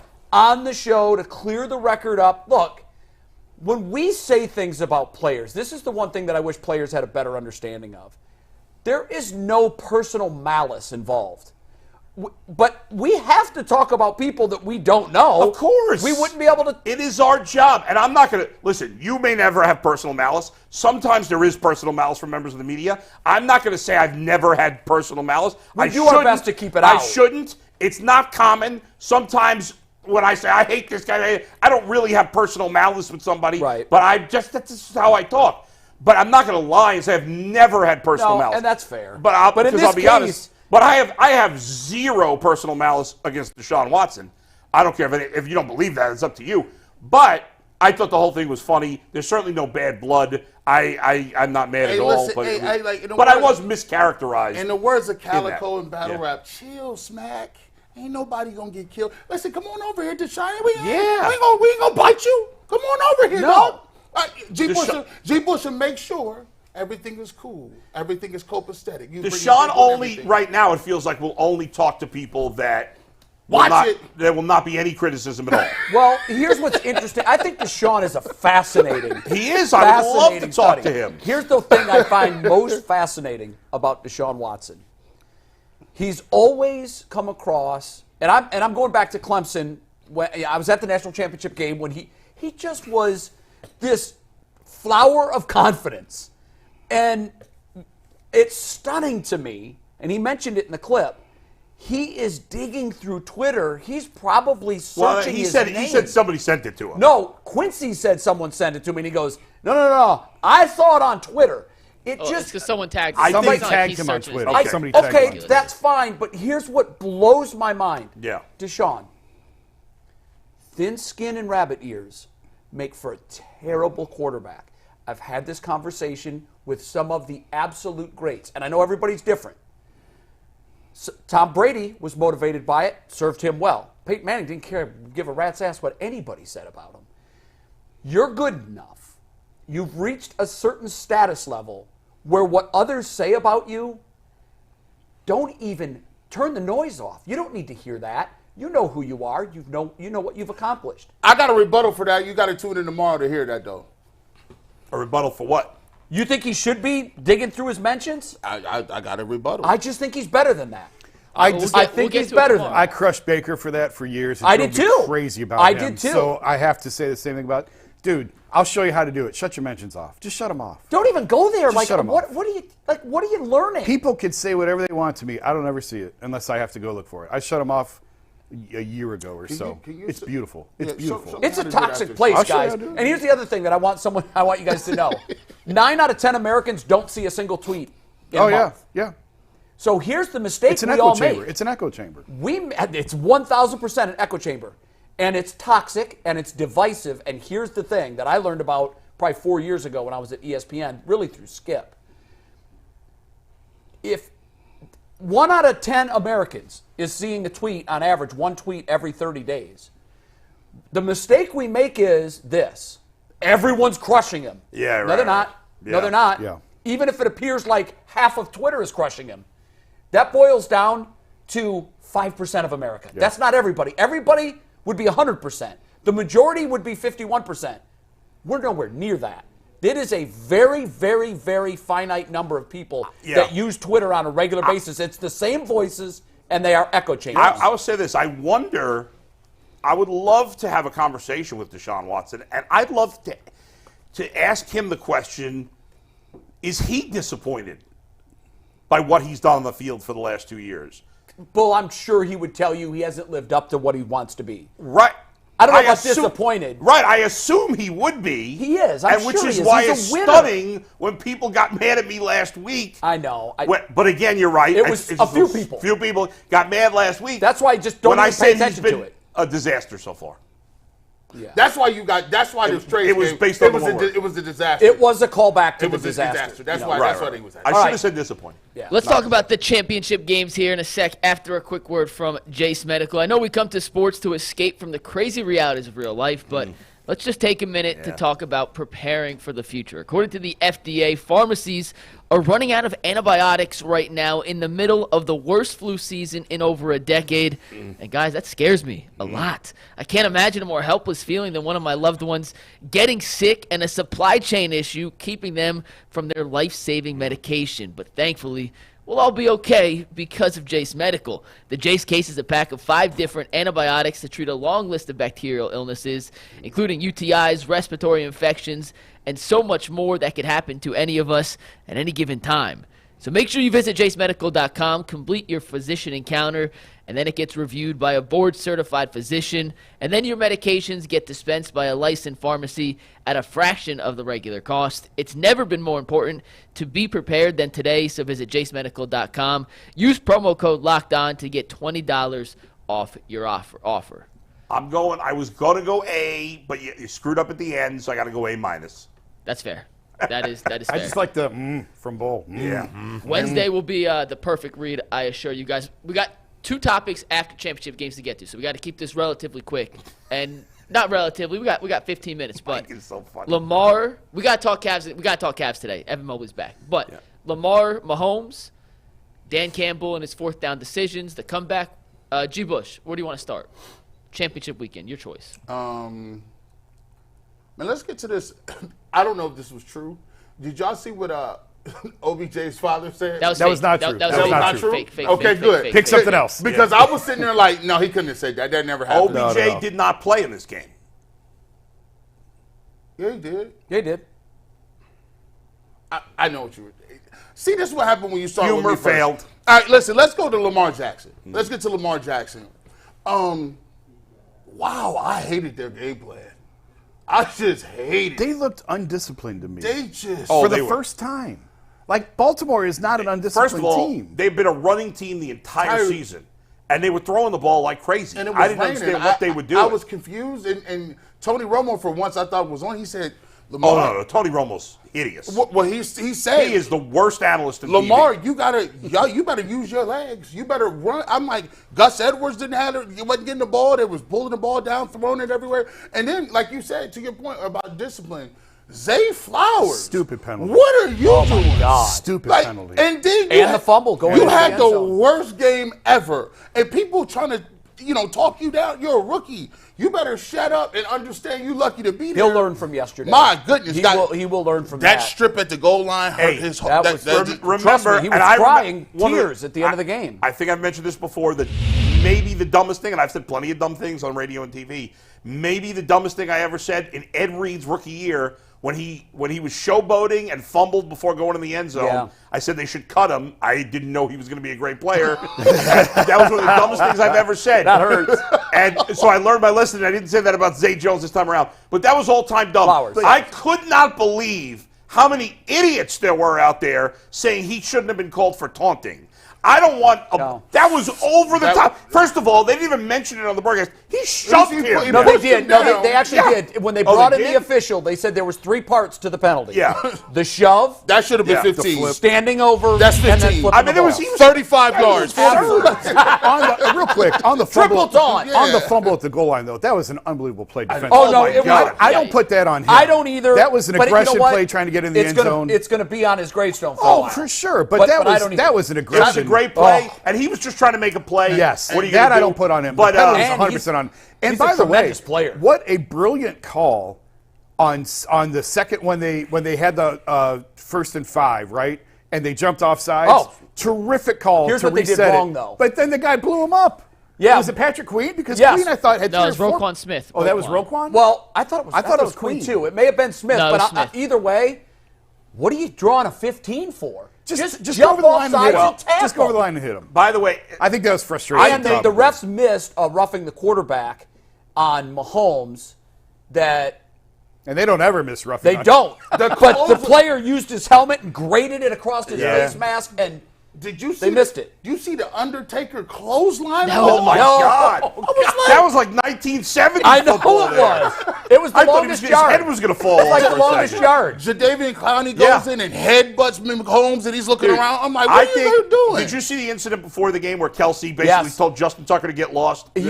No, it was. Did you see the video with Mahomes? I never saw the video of it. Oh my God, it's hilarious. He kept taking his holder stand and throwing it. Well, And Tucker got right up in his face and said something. And Tucker put it back down and walked back to turn it, and he grabbed it again and threw it again. That seems so unlike Mahomes. It was awesome, though. Tucker was I on the loved wrong side of the field. That was the Chiefs' side. Oh, see, I didn't see any Well, of that. kickers will go to both ends. Yeah, but and that's kind of but you do it from the 35-yard line. They were like at the goal line. What is he doing with a tee on the goal line? I have no idea no what he was circumstance doing. you'd ever need a tee I on the think goal he was line. instigating something, Exactly. and Mahomes said no. And then, obviously, Kelsey was feeling himself early in the game, deservedly so, and the Ravens completely imploded from a composure standpoint. I thought the rest they of the did, game, Kelsey and Mahomes meshed with them mentally, and Kelsey was Travis Kelce, unbelievable. Travis Kelce showed you better stop talking about his girl.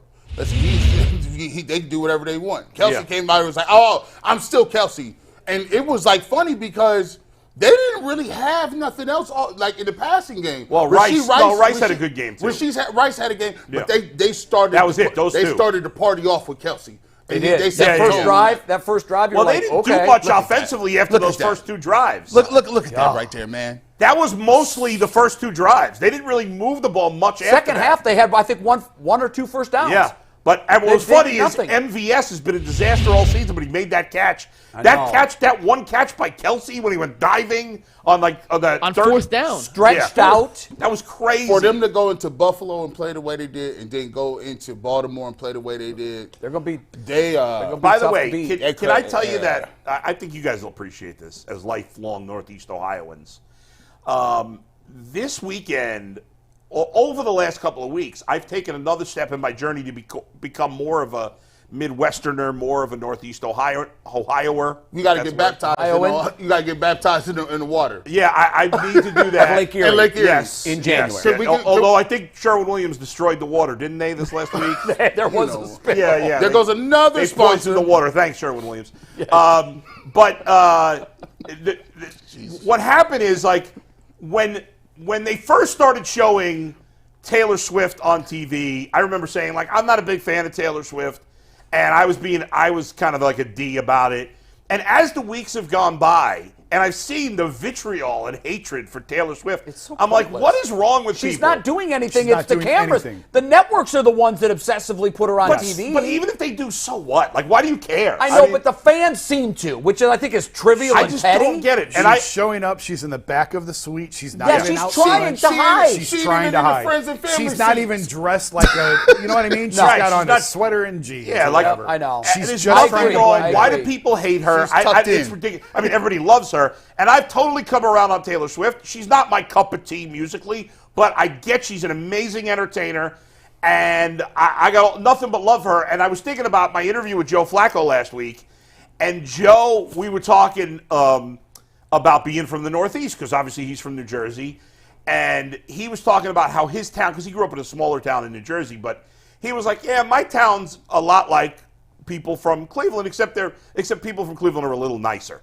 And it made me think, like, okay, yeah, I'm very in your face, and it's very different. Especially when I first moved here, being on the air, I was very aggressive, and I'm still that way. And some people don't like that. But I think I've become, in some ways, more Midwestern. You've softened, boy. I've softened a little bit around the edges in terms of, like, this Taylor Swift thing a couple of years ago, I would have been pissed. I would have been like, what the hell? Stop putting her on TV. And now I'm like, who cares? It's cute. What's You also wrong with mellow it? with age, too. Like the things that guess. used to ruffle your feathers in your 30s, Maybe. suddenly in the 40s roll off your I'll be back. screaming. I'll be screaming and yelling about something by tomorrow. I mean, I'm kind of screaming and yelling now. Listen, but that's who you are, but I agree with you. Like Yeah. Taylor Swift is. what's the big my daughter's deal? her age. My daughter has idolized her since she was a middle schooler, and I can just tell you, as the father of a Swiftie, if I had to pick a role model for my daughter, I couldn't pick anyone better. She's hardworking. She's talented. She's philanthropic. She cares deeply about the world we live in. Yeah. That's what I want my daughter to be like. And Yeah. she is. And I don't like this hate and vitriol. There will be an over-underline set on how many times NBC shows her in the Super Right. Bowl. Like, let the girl be the spouse or the girlfriend of a player and enjoy the game. And I think she's how did Eminem slide under the radar? Why weren't we seeing incessant shots of Eminem Right. through their playoff Well, it's a run? man-woman thing. I mean, that's part I of guess. it. Yeah. I mean, Eminem's a huge star, like she is. I think part of it is that people, like, there's some people that are uptight because she hasn't been a Chiefs fan her whole life, but That's okay. Eminem's been a type. But, like, who cares? Why does that bother us? It has not hit our community yet. I think the black community cares not about Taylor Swift and yeah, Eminem? we just like Yeah. Good. You guys have it right. we like listen. Yeah. We just trying to. So, Jay, what do you think about Dan Campbell going for it on 4th? Yeah, down? that's the elephant in the room that we have to talk about. So, what I didn't understand, listen, in the end, push comes to shove. Even me, who's crazy going for it guy, and I love Dan Campbell, I thought he was a total idiot meathead when they first hired him, and he is a meathead, but he's also a daring meathead, and I kind of like that combo because I think I'm a smart, daring meathead, and I think he is too. But the second one, I probably would have kicked the field goal. It's 27-24. Your team has been spiraling.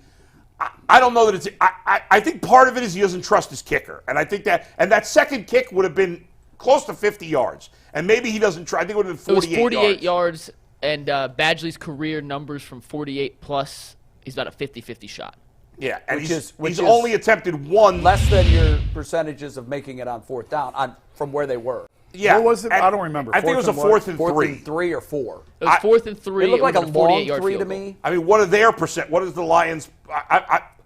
See, Bull, here's the reason I don't like those stats. Yeah. Everybody, the league used to go off league average, which I Yeah. always thought that was dumb. Yeah. Why are you letting 31 other teams' success in a particular play Yeah. drive the decision for what you should do?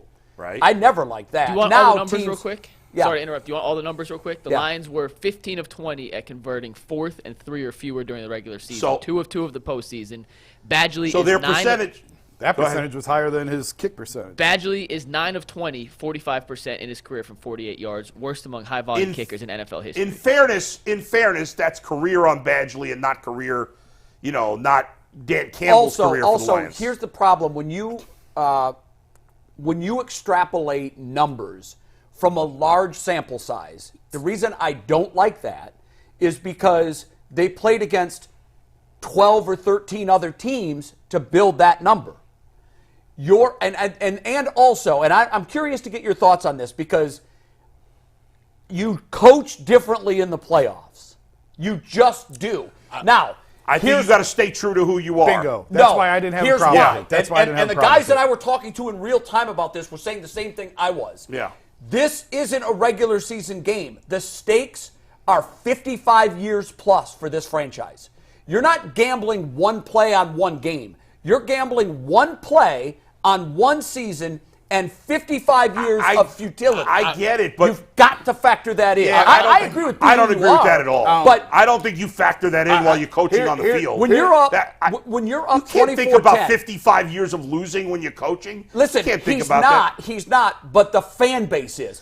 But you ask can't yourself worry this. about that, Jay. What would we be saying if it was flipped and it was Kevin Stefanski? We're never going to talk the other side into it. I think I was trying to think of myself. I probably would have kicked the field goal, but ultimately, the first one was absurd that anybody complained. At 24-10, I don't think it was absurd. At 4th and 2, the way he's coached all year, in that situation, they were dominating. The Niners weren't moving the ball at all. There was every reason to believe that if he didn't get the first down, they'd be able to stop him anyway because they had all day. So I understand that one. I think it's ridiculous.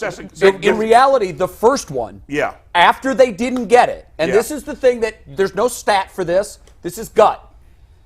When they So stopped he went them, with gut, and now we have a problem with it. No. I don't would've blame, kicked- every time it goes wrong, you can't blame analytics. Listen, That's a boogeyman. That's I not don't. fair. I don't like Yeah. analytics. You know that.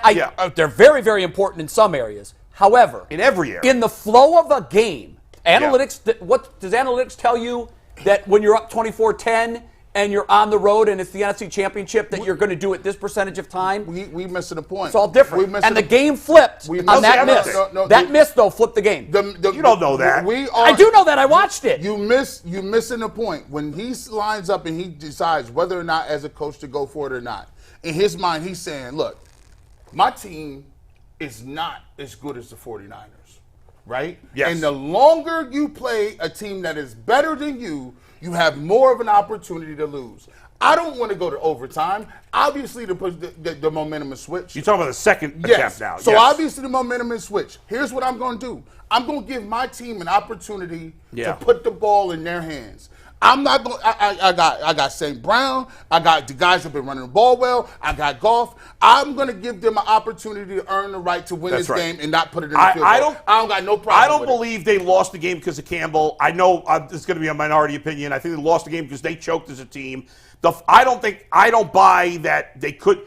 I don't buy that the momentum of the game was fully turned because of that not going for it. I think the fumble was what killed them. Because if he not fumbled, they were still up a touchdown. Who knows what would have happened? That fumble gave him a touchdown. I get that, but look at what happened after the miss. It's not really debatable that the momentum. You can't prove cause and effect. No, but this much you can prove. Yeah. After they missed that fourth down, yes, the game was all San Francisco. That's not debatable.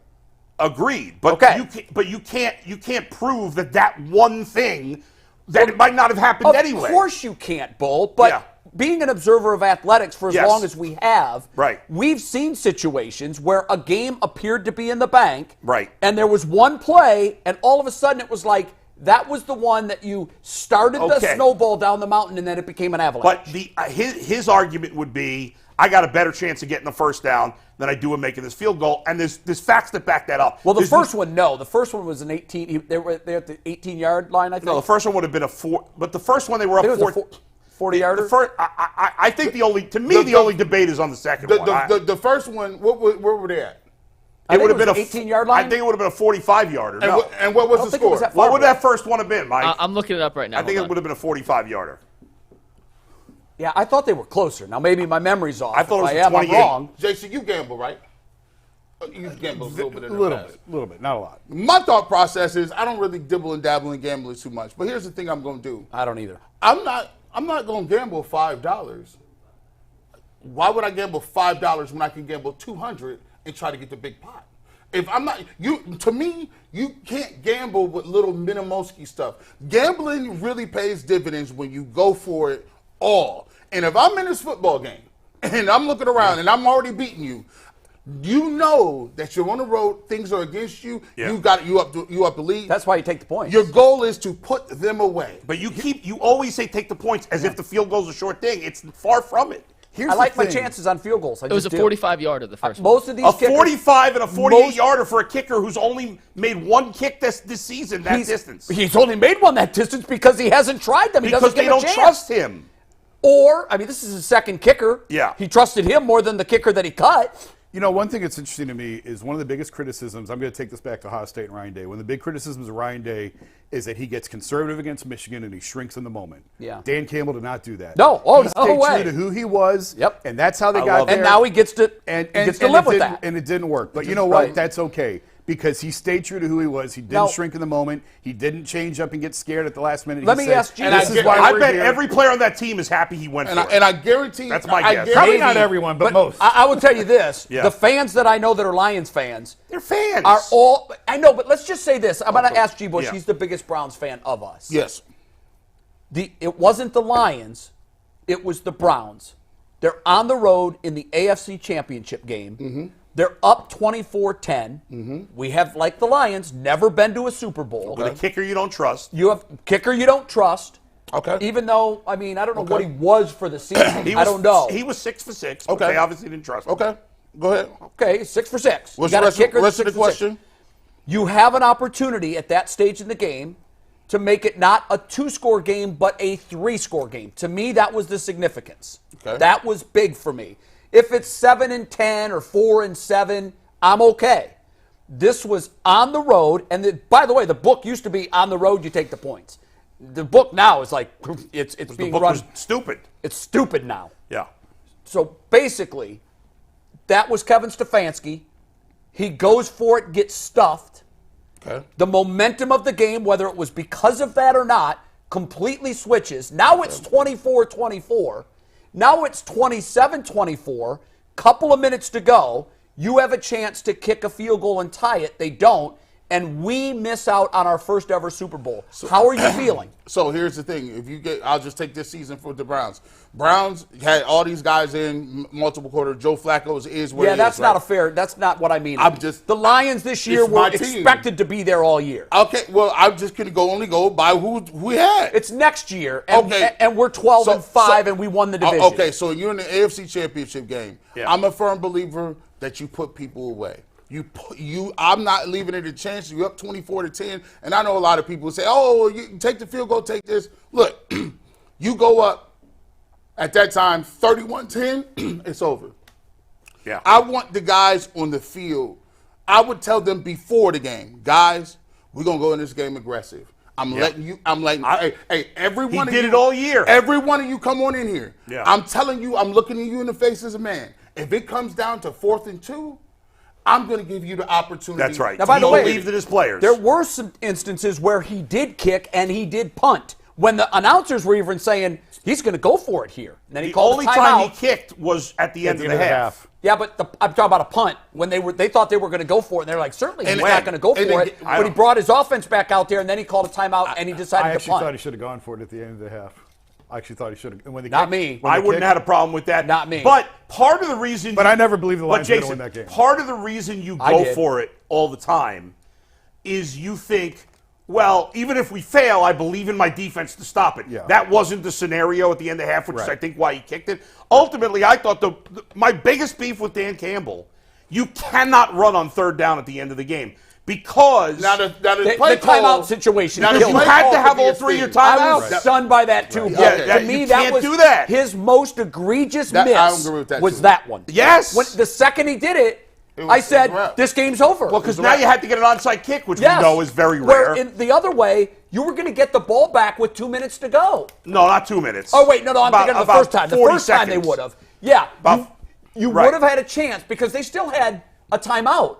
They used their last timeout, and when you're doing the math on the clock, you're like, game's over. He would have had 40 seconds, and what would have been funny is, because they needed a field goal to tie, is if he would have tried a field goal. Well, you have to at that point. Well, I guess so. Here's what I would have done. Yeah. And it wouldn't have been popular, and I get it. You need 2 scores. Kick the field goal. You need time. Kick the damn field goal on 1st down. Save time. Save the timeouts. Kick the field goal. Now you can kick off, go 3 and out, and now put it in your quarterback's hands. And if you want to be crazy nuts, go for 2. I think he might have done that, but once they got inside the 5 for that 1st down, I think he kind of felt like we're so close. I agree. The beauty of what you're saying is, at least if you get the ball back, you're going to have a shot at the end zone. At worst case scenario, you're going to have one Hail Mary shot at the end zone, and then let's see what happens. Hey, by the way, both games are great and a lot of fun. I'm glad they were, because I was worried that the second game looked like they were going to get boat raced, San Francisco. Now, Mikey and I knew that was not happening. And I'll say this, because we haven't talked about it yet. We talk about, running games can't get you to the Super Bowl. I think that the Chiefs are more run-reliant now than they have been in this run. Yeah, but Pacheco didn't have a particularly good game. No, he didn't, but they're more run-reliant. And I think that even though McCaffrey didn't go nuts, I just think the run game that they have is enough to make the difference to get them into the Super Bowl. McCaffrey's the first great back in the Super Bowl in a long time. Well, great is a relative term. I mean, there have been good backs that have played in the Super Bowl, and there have been backs that have played in the Super Bowl that had a big part of getting them there. But there has not been an elite back in a while. When you break it all down, to me, it's still 2 of the top 5 quarterbacks in the league that are there. You know who has not played in the Super Bowl? I don't agree that Purdy's top 5, but go ahead. Speaking of backs and speaking of Evan Mobley, he was yesterday. It is happy Super Bowl season. Everyone who celebrates from FanDuel, America's #1 sportsbook. If you're like us, Super Bowl Sunday is all about scoring the best seats on the couch, grabbing your favorite snacks, and placing some super bets, and using FanDuel to do that because they have so many different ways to help you end the season with a W or 2 or 3. Not only can you bet on the winner of Super Bowl 58 with FanDuel, but you can also bet on which players will score a touchdown, how many points will be scored, and so many more props. Today, new customers get $200 in bonus bets just by winning a simple $5 bet. That's $200 in bonus bets if you win your first $5 bet. So make sure you visit FanDuel.com/UCSS to sign up. Make every moment more with FanDuel, an official sponsor of the NFL. Evan Mobley makes his much-anticipated return to the Cleveland Cavaliers lineup tonight. They're taking on the Los Angeles Clippers at 7 o'clock. I'll be there. Jason, you'll be there. Mike, I got to interrupt you because you just said much anticipated. Chris Fedor said the same thing in his column yesterday. Much anticipated. We literally have 7 minutes to talk Cavs. Jason, what's That's Evan what I'm Mobley doing? talking about, Mike. We're taking we have valuable I'm getting seconds right here. to it. Let me go. My question is it much anticipated? The Cavs are much anticipated. But are for it, the yes. fans? Because I feel like fans are being very short-sighted, and I feel like a lot of fans are not excited about Evan Mobley coming back. I don't know. I think They just beat the Bucks. They're excited.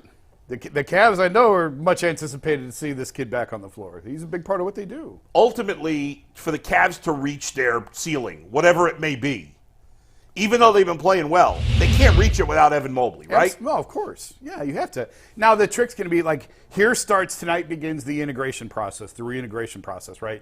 And he's on a minutes restriction tonight. What is it, 20-ish minutes tonight? Yeah, JB said 20-ish minutes. Okay, Is he so, starting? well, we'll wait and see. A lot of times, in this instance, if a guy's missed a lot of time, you could bring him off the bench. Gotcha. But he is a starter on this team. Like, even if he comes off the bench tonight, which I don't know if he will or not, it doesn't matter. He is a starter. he? Yeah. Well, should he come off the bench? Yeah. I don't know. I don't think it matters. If you're only getting 20 minutes out of a guy, you're trying to be strategic with those Sure. 20 minutes. It's really that more than anything.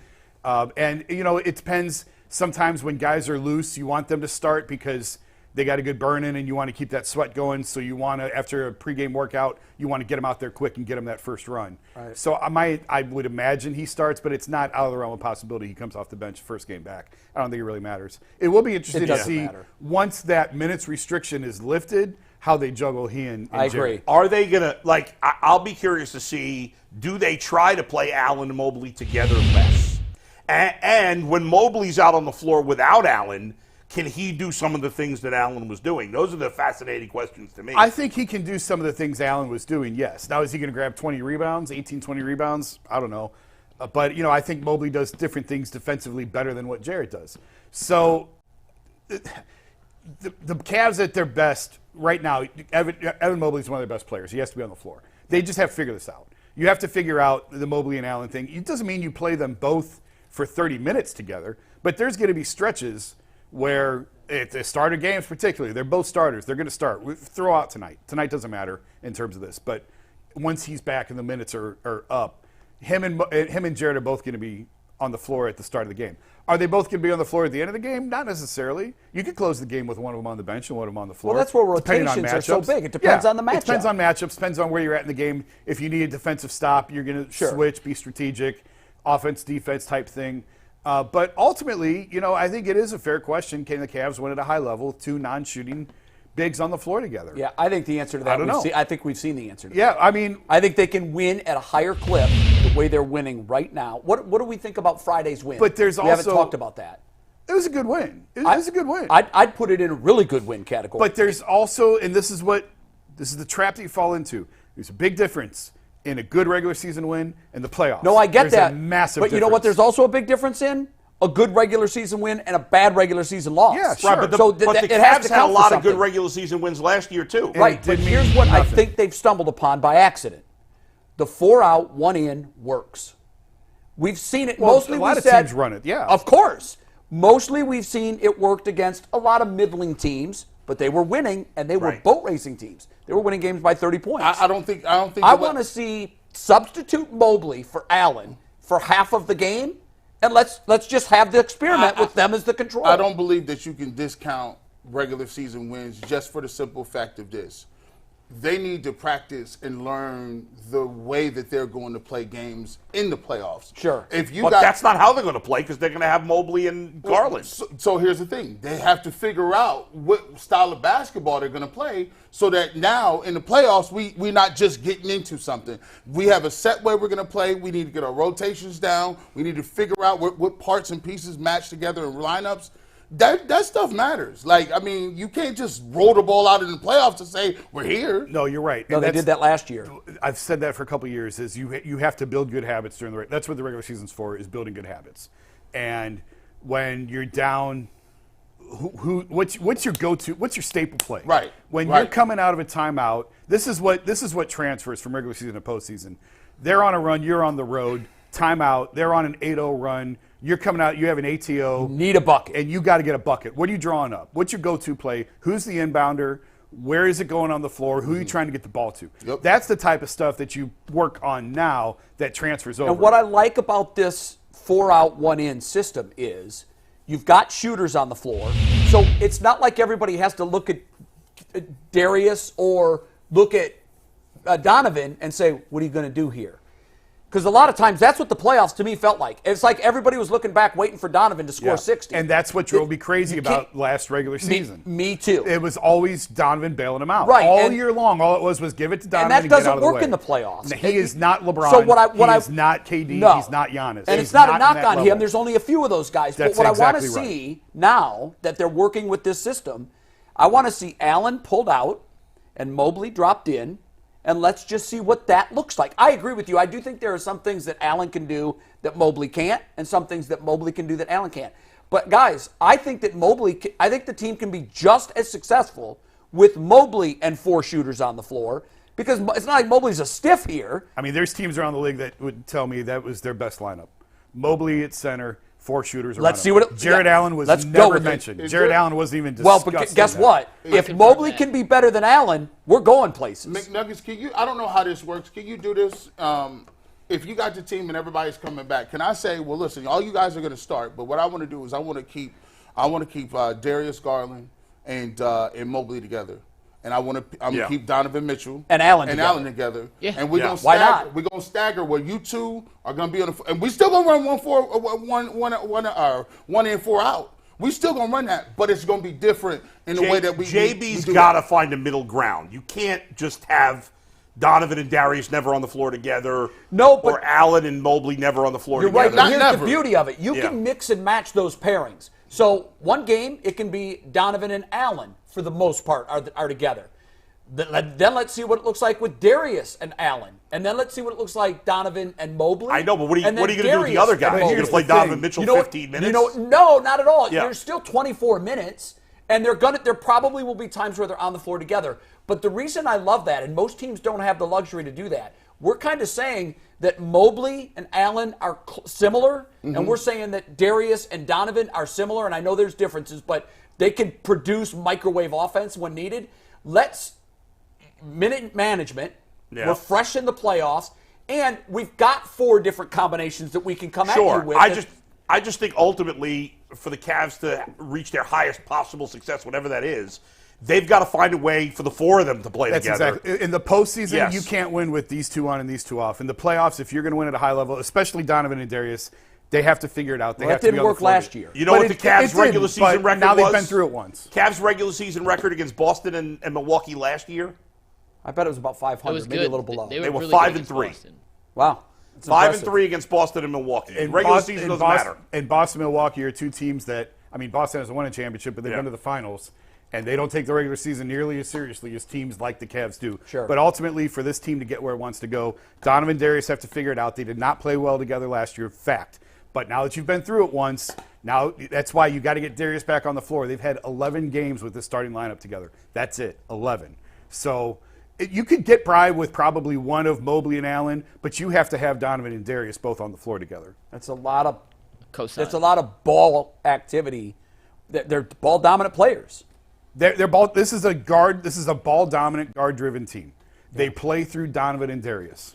All right, do we want to do some super chats? Yeah, we got here some before super chats. MBM Mont just said, let's go. Charles T has a couple. His first one, he graded the Dorsey hire a B+. Bill's offense was top 5 in almost every stat before he was fired. Interceptions and fumbles are on Josh and Cook. Defense also sucked. Cam and Josh praise him. One is an MVP. Other one is prized to become a top 5 quarterback.